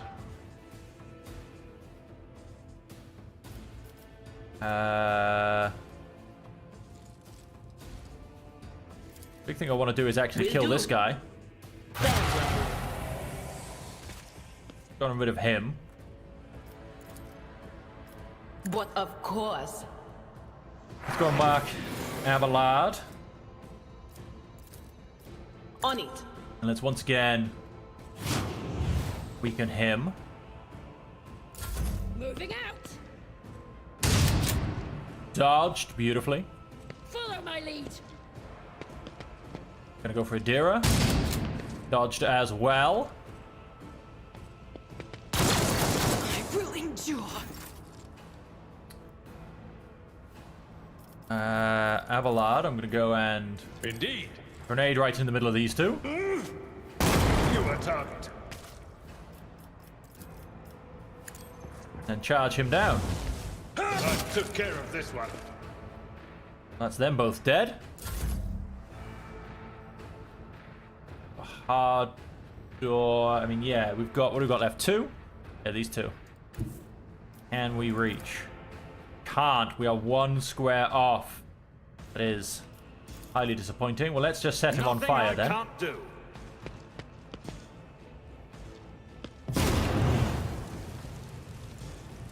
Burn in the flames of madness. Argenta. I frankly stick myself around here. Rejoice in battle. Faith without deeds Gonna is run and gun. worthless. And simply do it again. Eradicated. That's him dead. Get myself back in cover. And let's scream at the guy. Nice. He gets to go next, but he should just die. Was your biggest mistake. And that is him. What do we get? We get another shotgun, dead shot stub revolver, armored body glove, tactical goggles, and keeper's control rod. Let's One have... step at a time. I have no doubt Amidst the madness. that is not all of the loot. Yep, Felix's bodyguard. We've got another one over there. I mean, it can all go into cargo, which is always useful.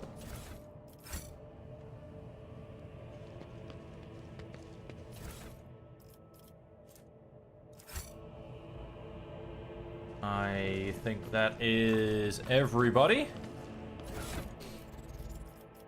Now, D2 is reduced by -20. Sorry, it's reduced by -20. Movement points are reduced by half. That's fine. I don't think there's any more fights to be done here, so we'll get all that cured. Oh, that's why I could only see all of that. We'll get all that cured in no time.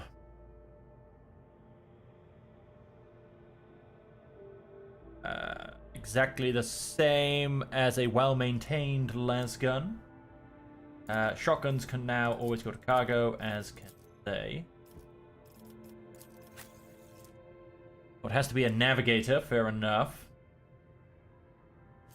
Do we want any more shotguns to be handed around? Yeah, potentially. You can have a shotgun. You can have a shotgun.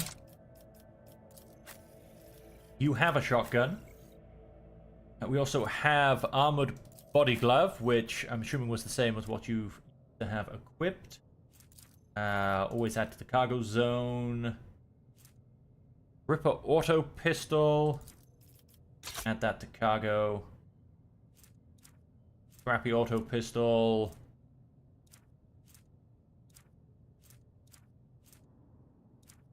Yeah, I mean, go to cargo. 5% to critical hit chance, 3% to critical... Sorry, to hit chance and critical hit chance. Let's... What are you wearing? Grants +3 logic. That's 5% armor. We'll leave that as is for now. I'll look at this because we're about to hopefully get another character. Sub revolver. Always out to the cargo zone.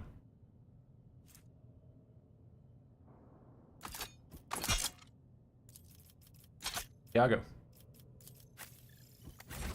Of course, we have a glorious level up. Basic skills, ballistic skills pretty high. We'll put another one into perception, I think. That'll put it up to a lovely 50. Next. The soldier's next range burst attack will have its base rate of fire double, but deals minus 25% less damage. And all of the AP and MP against 30% bonus to cover efficiency. Plus 1 additional AP. It also resets the cooldown of all other soldiers' abilities. Gun. Area attacks. Dashes in the selected direction. Controlled shot. Right, dodge the soldier's next attack. Don't need it so much due to being an Astra Militarum commander. So I kind of want rapid fire, I think. I do definitely want concentrated fire, but I've got nothing to use it with at this stage. I don't have any area attacks. So, although that in mind... Available common talent, available skills, available talents, that... characteristics, talents. That's when I get the next one. That's not for another 1, 2, 3, 4, another 5 levels. You know what? I think that'll be okay. I think by that point I'll probably have something I can use. So I'm going to keep rapid fire. Plus as well, you know, I wouldn't want to give this to both characters either because I doubt I'm going to get 2 that I'm able to use. Abelard will be taunting Scream, most definitely. And we shall go ahead and grab... Ooh, for now... Bruce is a big thing. Medikai is a big thing. We're going to actually grab Medikai. And that's come up a few times. We could do with a bit of higher skill. You don't have... 1, 2, 3, 4, 5. You don't have specialized skills because you are a Psyker. And so your specialized skills is all of this fun nonsense. How many? We have to wait till level 9 just to get that increase in power level. An additional 3 damage.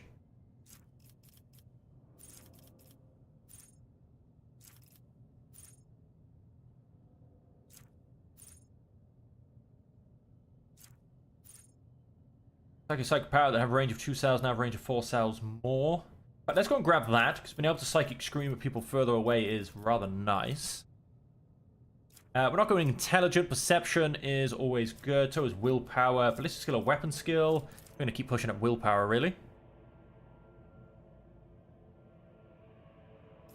Complete. It gets me an extra 1 to my warp because of the item I have equipped.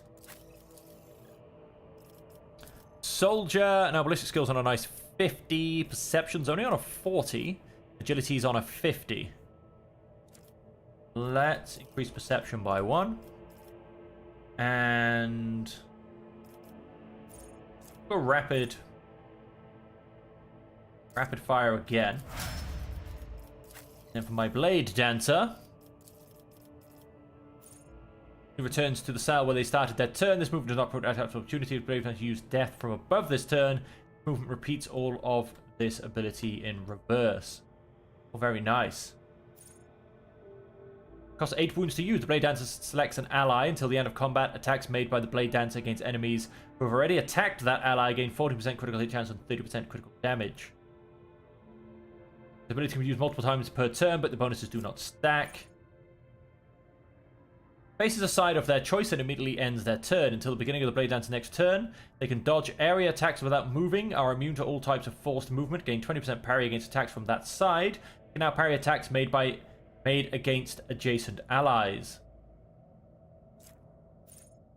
Targets a single enemy, vowing to dispatch their mark. The Blade Dancer attack against their selected enemy cannot be dodged or parried. If attack kills a target, the Blade Dancer regains 13 wounds and gains 1 AP along with an additional attack this turn.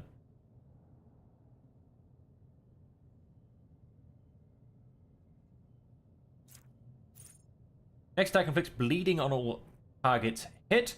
These targets must pass a toughness resistance test or become immobilized for 1 round. All enemies mobilized by captive audience count as full cover for the Blade Dancer and their allies when adjacent to those enemies. I think I'm going to go Blood Oath. And I will just keep putting up Athletics. I think that's pretty much what you're here for. Let's go and speak to Child, Cassia, the Lady Navigator, however you'd like to call it. Let's go on up.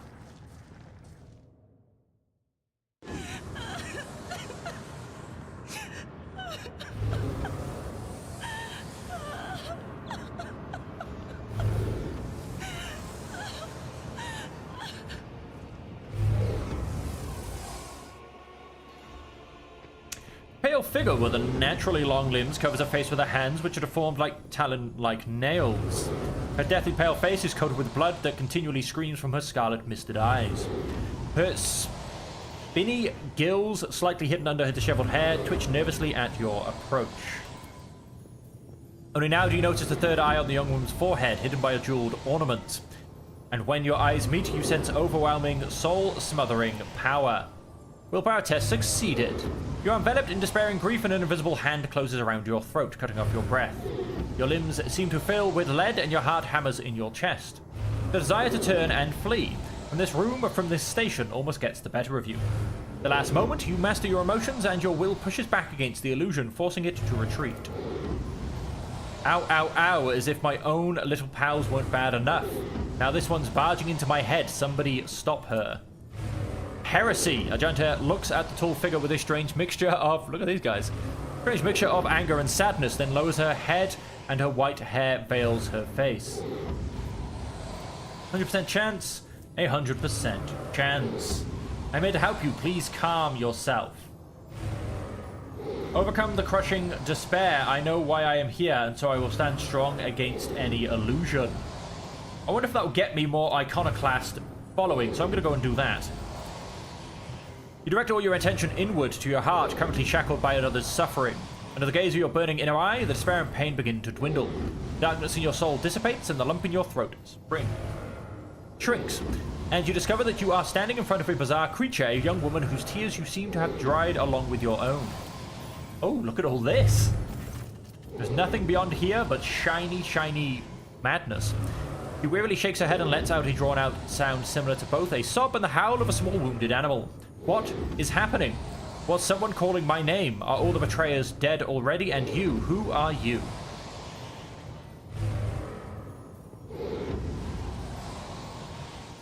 You, girl, may address me as your ladyship rogue trader. CC von Valencius, it is a pleasure to make your acquaintance. Pardon my manners, CC. I did not expect to make such a gracious acquaintance in such a time of sorrow for our house. What is this? I feel faint. Alright, yep, nobody did a very good job of catching her. The heavy-set old man who has been kneeling nearby erupts into low sobs. His eyes, swollen from crying, dart desperately around the room as though the veil of ignorance has just been ripped away from them. Child, Lady Cassia, where are you? Sacred child, throne preserve. Despite his venerable age, the navigator leaps up and rushes to the young woman's side. You! The old man shifts, revealing his face to you. His threaded with jet black veins and his bulging milky eyes bear a striking resemblance to those of a dead fish. A sickly sweet scent assaults your nostrils as if the old man's flesh is rotting inside his decaying husk. Such is the way of a very, very, very, very, very, very old navigator. Continue. Wow, oh, what's the point? Look at that guy. I want that guy in my team. Look at him in his armor. He looks I like the getup. I like the full getup. My eyes fail me, for they are unable to make you out as either enemy or ally. I'm warning you, one wrong move will bring the wrath of House Ocelio down upon your head. Watch out, Lord Captain. This one's so deranged, it's making the whispers shriek like crazy. He might just open that eye of his. Threatening the head of a dynasty is a grave offense, esteemed whoever you are. At present, I am trying to determine what is happening on your Act 5. I mean you no harm. I came to seek the navigator's aid. I'll grant that you do not look like pirates who have come coveting the riches of a wrecked station, or like scoundrels in Felix's service. So who are you? Abelard, introduce us. Her Ladyship Rogue Trader Cece von Valancius, heir to the greatest protectorate in the Coronis Expanse and bearer of the Sacred Warrant of Trade, extends her greetings. Another Rogue Trader in our corner of the galaxy, how interesting. Your kind always make an appearance in desperate times, ready to cut a deal that benefits one side alone. Given that you have not so far drawn your weapons, your intentions are probably peaceful.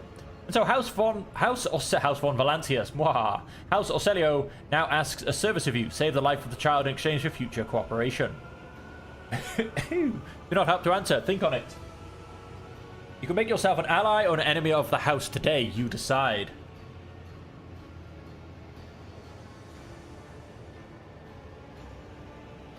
What service do you ask of me?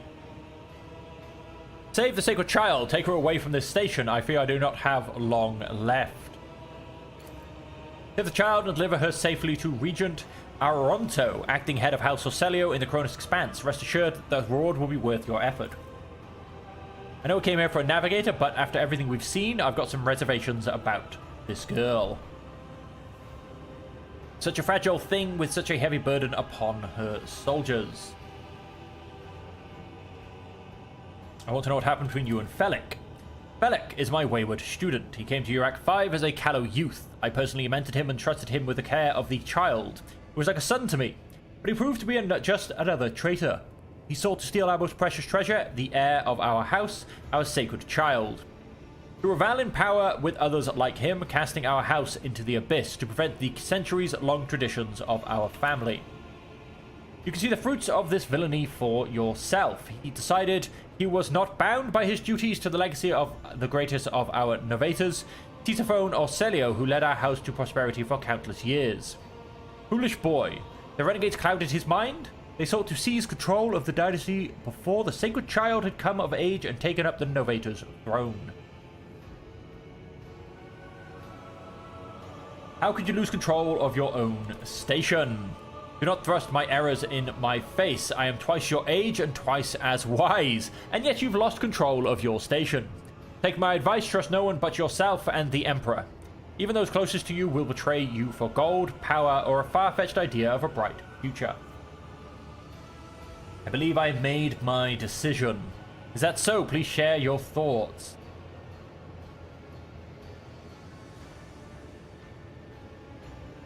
Cassia shall come with me. Good, that is good. But do not allow us to say our proper farewells.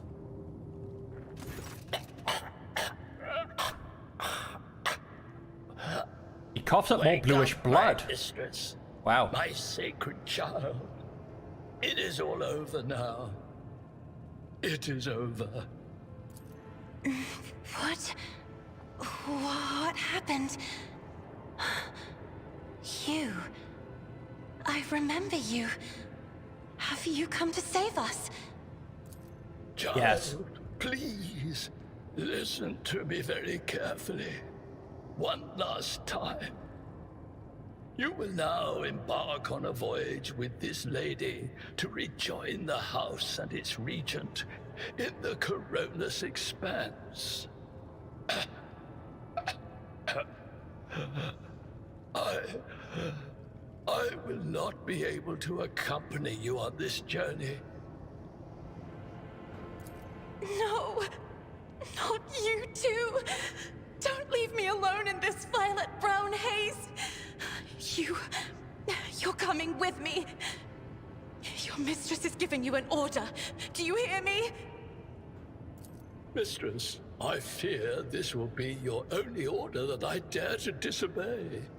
I am the keeper of Urak 5, and alas, I have less than a day left in me. Allow me to serve you one last time and honor my final duty to House Orselio. I will remain on the station and destroy the secrets it holds. Oh, Theobald.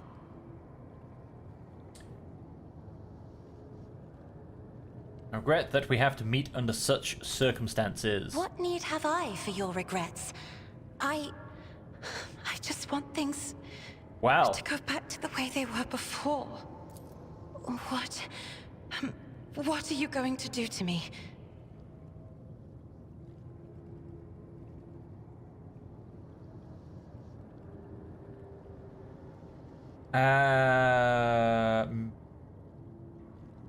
I'm going to offer her my protection and grant her shelter aboard my vessel. Do not fear what is to come, child.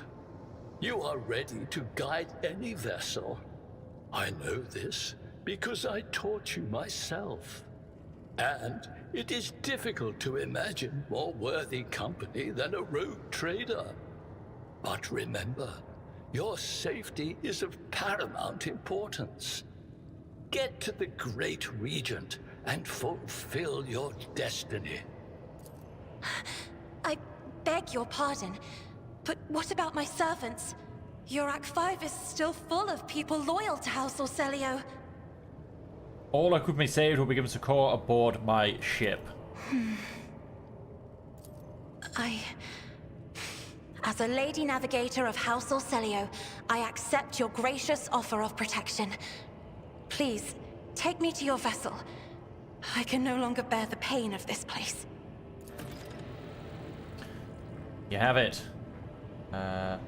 Lady Cassia's Guard Commander, Lady Cassia's Medicae.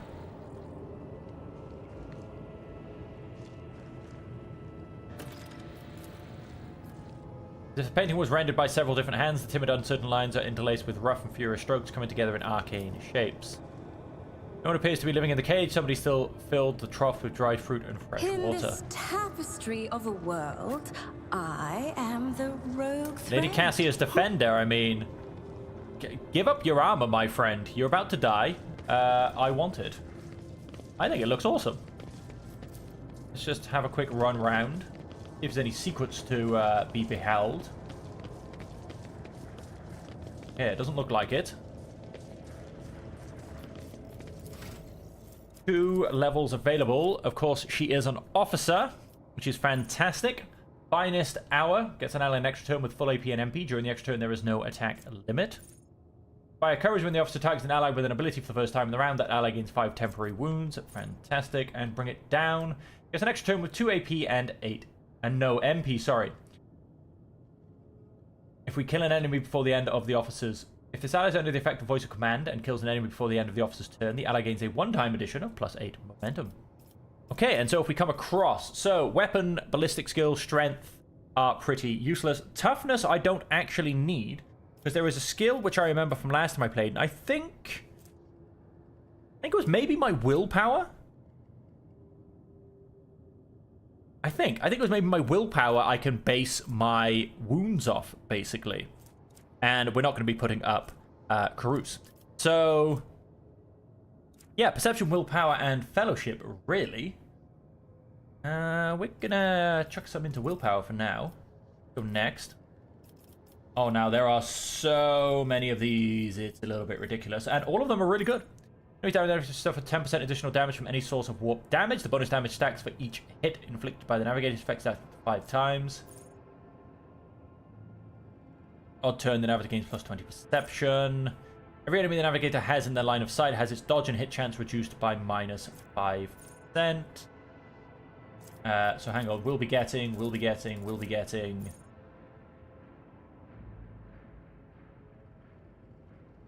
Maybe. Gains an extra turn, the navigator gains a stacking +5 bonus to willpower until the end of combat. Yes. Whenever an ally in combat gains an extra turn. It could be for any reason. Navigator makes all resistance tests with their willpower if it is higher than the base characteristic of such a test. Wounds are calculated according to their willpower. That's the one. Mind over matter. -10 penalties to the next resistance test from navigator's powers. Penalty is lost after such a test is made. Their dodge is calculated using perception instead. Have that as well. Movement of the navigator's powers suffer 4 damage at the end of the movement. Probably not. No degradation is by 1. That's probably a good thing. Navigator heals 6 wounds at the beginning of every turn and gains 1 additional wound for every navigator talent taken. Navigator power that has not been used in combat. They gain a +2 perception until the end of combat. Yeah, possibly. Navigator's power attacks against them get 3% critical hit chance. 1 additional damage for every 5 bonus characteristic of the navigator's currently equipped staff. Probably not. Increased damage by the navigator to plus 5 damage from all attacks of opportunity and cannot dodge them. Under the effect of any navigator power, enemies have their armor reduced by -11. Increased by the devastating parameter of the navigator's staff, but does not stack. Navigator's ability to gain plus 5 to all resistance tests against warp effects. Until the end of combat, the effect stacks with every applied ability. Gains plus 5 fellowship and an additional plus 1 fellowship for every navigator talent or navigator power taken. Allies that are targeted by the navigator's power gain 10% armor. This additional armor is reduced by the amount of veil degradation to a minimum of plus 0. Probably not then, because we're going to be having a lot of veil degradation if we keep Idira in our cohort. So, base skills. We will be getting Fellowship, Perception, and Power. We will very much be getting It Will Not Die. We'll be getting Nimble. Okay. And then, of course, there's a whole lot of other things we want to be getting as well. But I think our biggest ones are... I have a Mind Over Matter. Makes all my resistance tests done with willpower. And that's also what determines my wounds instead of my toughness. That will get me a fair few extra wounds at this point.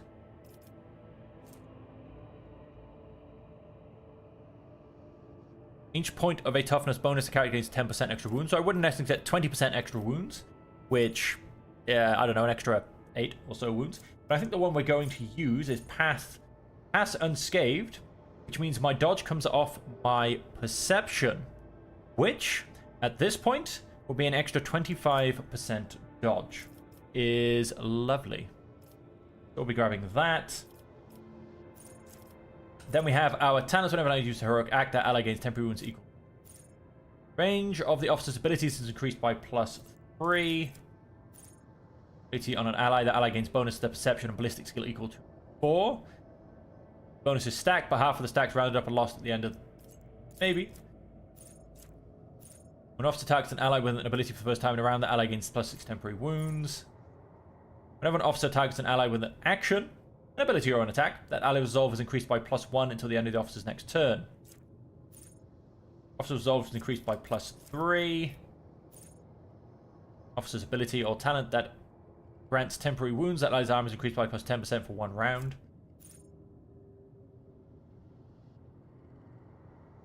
Their weapons skill equal to 7 and will deal plus 1 more damage to attacks of opportunity. Maybe, but that's only for melee is the thing. Plus -1 AP less. Very much. By any character, the officer's next attack will cost 0 AP.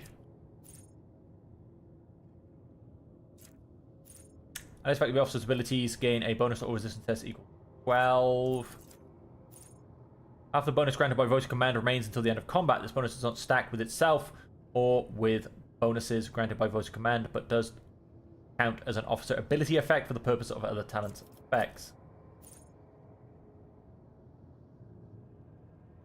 The and witness effect. The next officer archetype ability that does not grant an extra turn will also affect the officer. If the officer makes an attack, they gain plus 5 fellowship until the end of combat. Hopefully it stacks. Grants movement points to the target. The officer also gains half the number of movement points.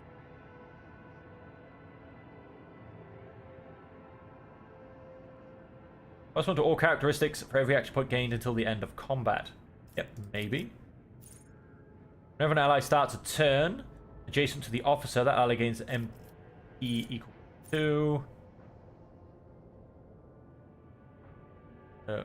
One more enemy adjacent to the target. This allows this ability to be used on targets with no enemies adjacent to them.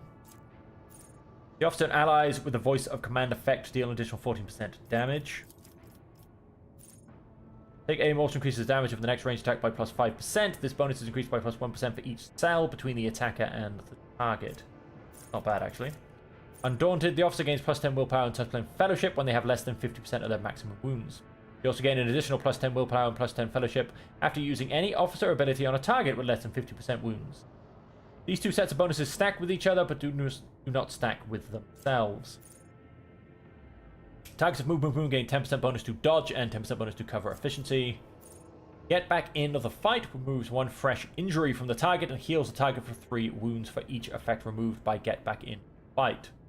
A minimum of 3 wounds is always healed, even if no effects are removed. That will be quite nice when we get it. However, I think then we are also going to go and get Mind Over Matter, resistance tests, and increases my wounds. So, I mean, the fact that it goes off willpower, all of my resistance tests will then go through willpower, except for perception ones. So, go and grab that, and we'll see what we get on that point. I mean, perception or willpower are pretty much the only ones we need. Oh, and I suppose, of course, well, fellowship, because we do want to just simply increase our stats overall as well. Let's go and get some more willpower. Let's complete. Wounds jump up to a lovely 33. Dodge is on a beautiful 85. He may, in fact, be my hardiest character I now have. Fantastic. And... oh, we have some goods, which I'm about to go and miss. Go and grab those. Did we miss any others? Because it seems that one almost escaped me by. I don't think so. What lies beyond? To the lower levels. Or, more importantly, just leave. Let's go back to our void ship bridge. And there we are. And with that, we have gone and gotten ourselves a navigator. And so we will look to move on to whatever comes next. We still need an Engineer Prime. We need a lot more crew members.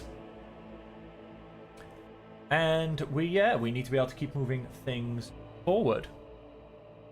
So we still have a prison place to go to. We still have the capital. We have a seating of scary void powers. And I think that's it for this place. We can go visit a ship as well. I believe that's just the void thingy pirates. I forget what they're called. Lord Captain, Lady Navigator, welcome aboard. The Sanctum Navis has been prepared for the communion ritual, but if the Lady Navigator wishes to rest in her quarters first. Your heart starts beating furiously. Your breaths come short and choppy, and your fingertips tingle unpleasantly. You notice that Victus is shivering slightly, and the crew are glancing around in puzzlement, searching for the source of this sudden wave of unease. You decided not to make use of the charm that could inhibit Cassio or Celio's powers. I didn't realize I had one. Without even looking at the Vox Master, Cassio waves her away. First, I wish to speak to the rogue trader. Leave us.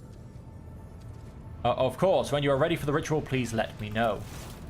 Wow, didn't even wait for a nod from me. Taking orders from my crew above myself. We shall have words with the Vox Master later. Cassio sweeps her pensive gaze over Victus, then, lowering her lashes slightly, turns to you. What did you wish to speak about? Cassio lets out a small exhale, then raises her pointed chin. I have not yet thanked you for saving me on the station. My thoughts were clouded with so much mournful ash when Theobald's heart stopped, but you acted honorably and did not exploit me in my wretched position. You convinced Casselio or Celio to depart Yurk 5 of her own free will, and for that I am immeasurably grateful. I'm also deeply grateful that you saved my servants, especially my valet. Uwe served me on the station for more than 5 years, much longer than any who preceded him. I did save the servants. He knows how to properly attend to me during journeys through the Materium, and what to serve me for breakfast. His presence envelops me in a cloak of amber. But now I am ready to go to the Sanctum Navis and perform the sacred rite. I require brushes, canvas, and the best paints you have on board, but no red.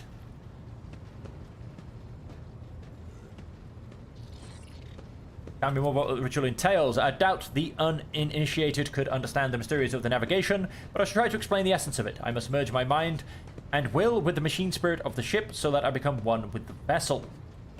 Lifts the lock of hair from the back of her neck, revealing gilded implant ports. After that, I use the House of Celio ritual, which I am loath to reveal to you, to free my mind of all errant thoughts, and then it's time to open my third eye and peer into the depths of the warp itself. Among the nightmarish visions, mirages, and creatures of the abyss, only the light of the Emperor is the truth that will lead me from star to star, from system to system. Oh, the light, the guiding thread, so fine it can slip from one's grasp at any moment. But you have nothing to worry about. The navigators of House of Celio never lose their course. Why do you refuse red paint? Cassia gestures toward the servant standing beside her. Uwe will give of his blood before the ritual, as always. Okay. It's not she's refusing it, she simply doesn't need it. I shall ensure all necessary supplies are delivered to the Sanctum Navis. I shall take my leave of you for the duration of the rite. I ask you to not follow me. Few can survive the gaze of my warp eye when it is open.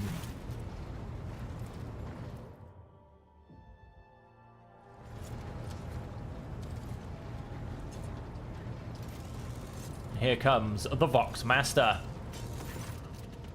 Lord Captain, I will oversee the open channel between the Lady Navigator and the bridge, and may the Emperor's light help us all. People didn't like Voidborn.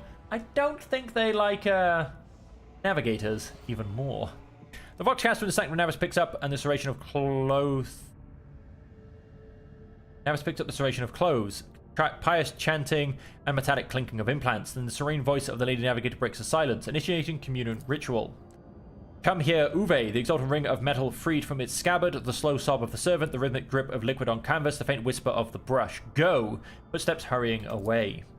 I see violet vortexes lashing an ocean with a million flails, and umber shadows spinning over the surface of a fiery dance. A storm rising above foaming waters, armadas drowning in fog. A path from one end to another cannot be seen. And here, beyond the wall of glass, a daughter forsaken by her father yearns for her brother. And the sun's pale disk goes in tireless pursuit. Of her, no, of me, its frozen rays lie. That spring is here. The light is deadened. The great ruler is gone.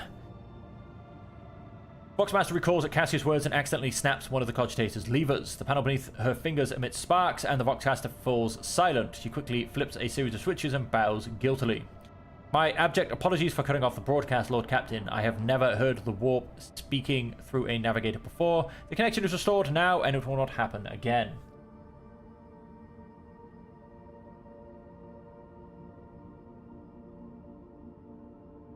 See that you receive 5 lashes for this show of clumsiness. What is happening to Cassia?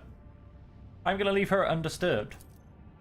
Soul-shredding screams drown out the Vox transmission. The servants in the Sanctum Navis are howling and shrieking like wild beasts, moaning in pain. Their throats roar from the strain, and then sudden silence. The dull thud of dropping bodies proclaims their fate. It appears the servants were part of the Lady Navigator's rite, and it was for her, as it was for her predecessor, are arranged for the bodies to be removed from the Sanctum Navis after the ritual, or what is left of them. Rogue Trader, I fear very unfortunate news. Endless blackness has spread across the canvas, dividing what should be whole in two, and my sight cannot glimpse the light of the Emperor as clearly as before. I cannot turn around, my brush only draws me onward, the way is blocked. By the Emperor's grace, the ritual was successful. Your vessel's temperament presented a challenge. Its cold steel grip did not allow me to breathe freely even for a second. It was as if the depths of the ship housed not only machine spirits, but something other. Now I retreat to my chambers to recover my strength. Send for me if you have need of me. Lord Captain, congratulations on acquiring a navigator. Please spare me a few moments of your time, as there are several matters that require your attention. First of all, I wish to report on the condition of the station of Urak 5. Had you opted to begin your visit to Rykat's system with a different destination, the station could have become critically unstable. Fortunately, the decision to immediately visit the representatives of the Navis Nobilit brought us precious time. We can either focus our efforts on disassembling the station and procuring technological components for our own vessel, or attempt to save as many valuables as we can.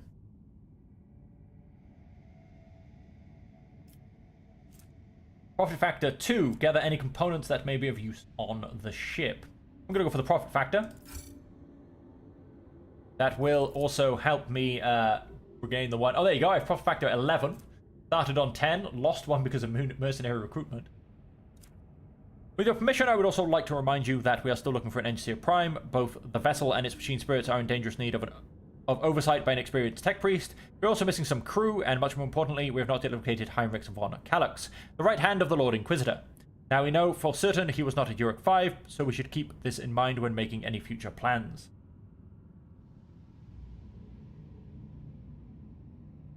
Couldn't you just sometimes visit me and tell me how wonderful everything is?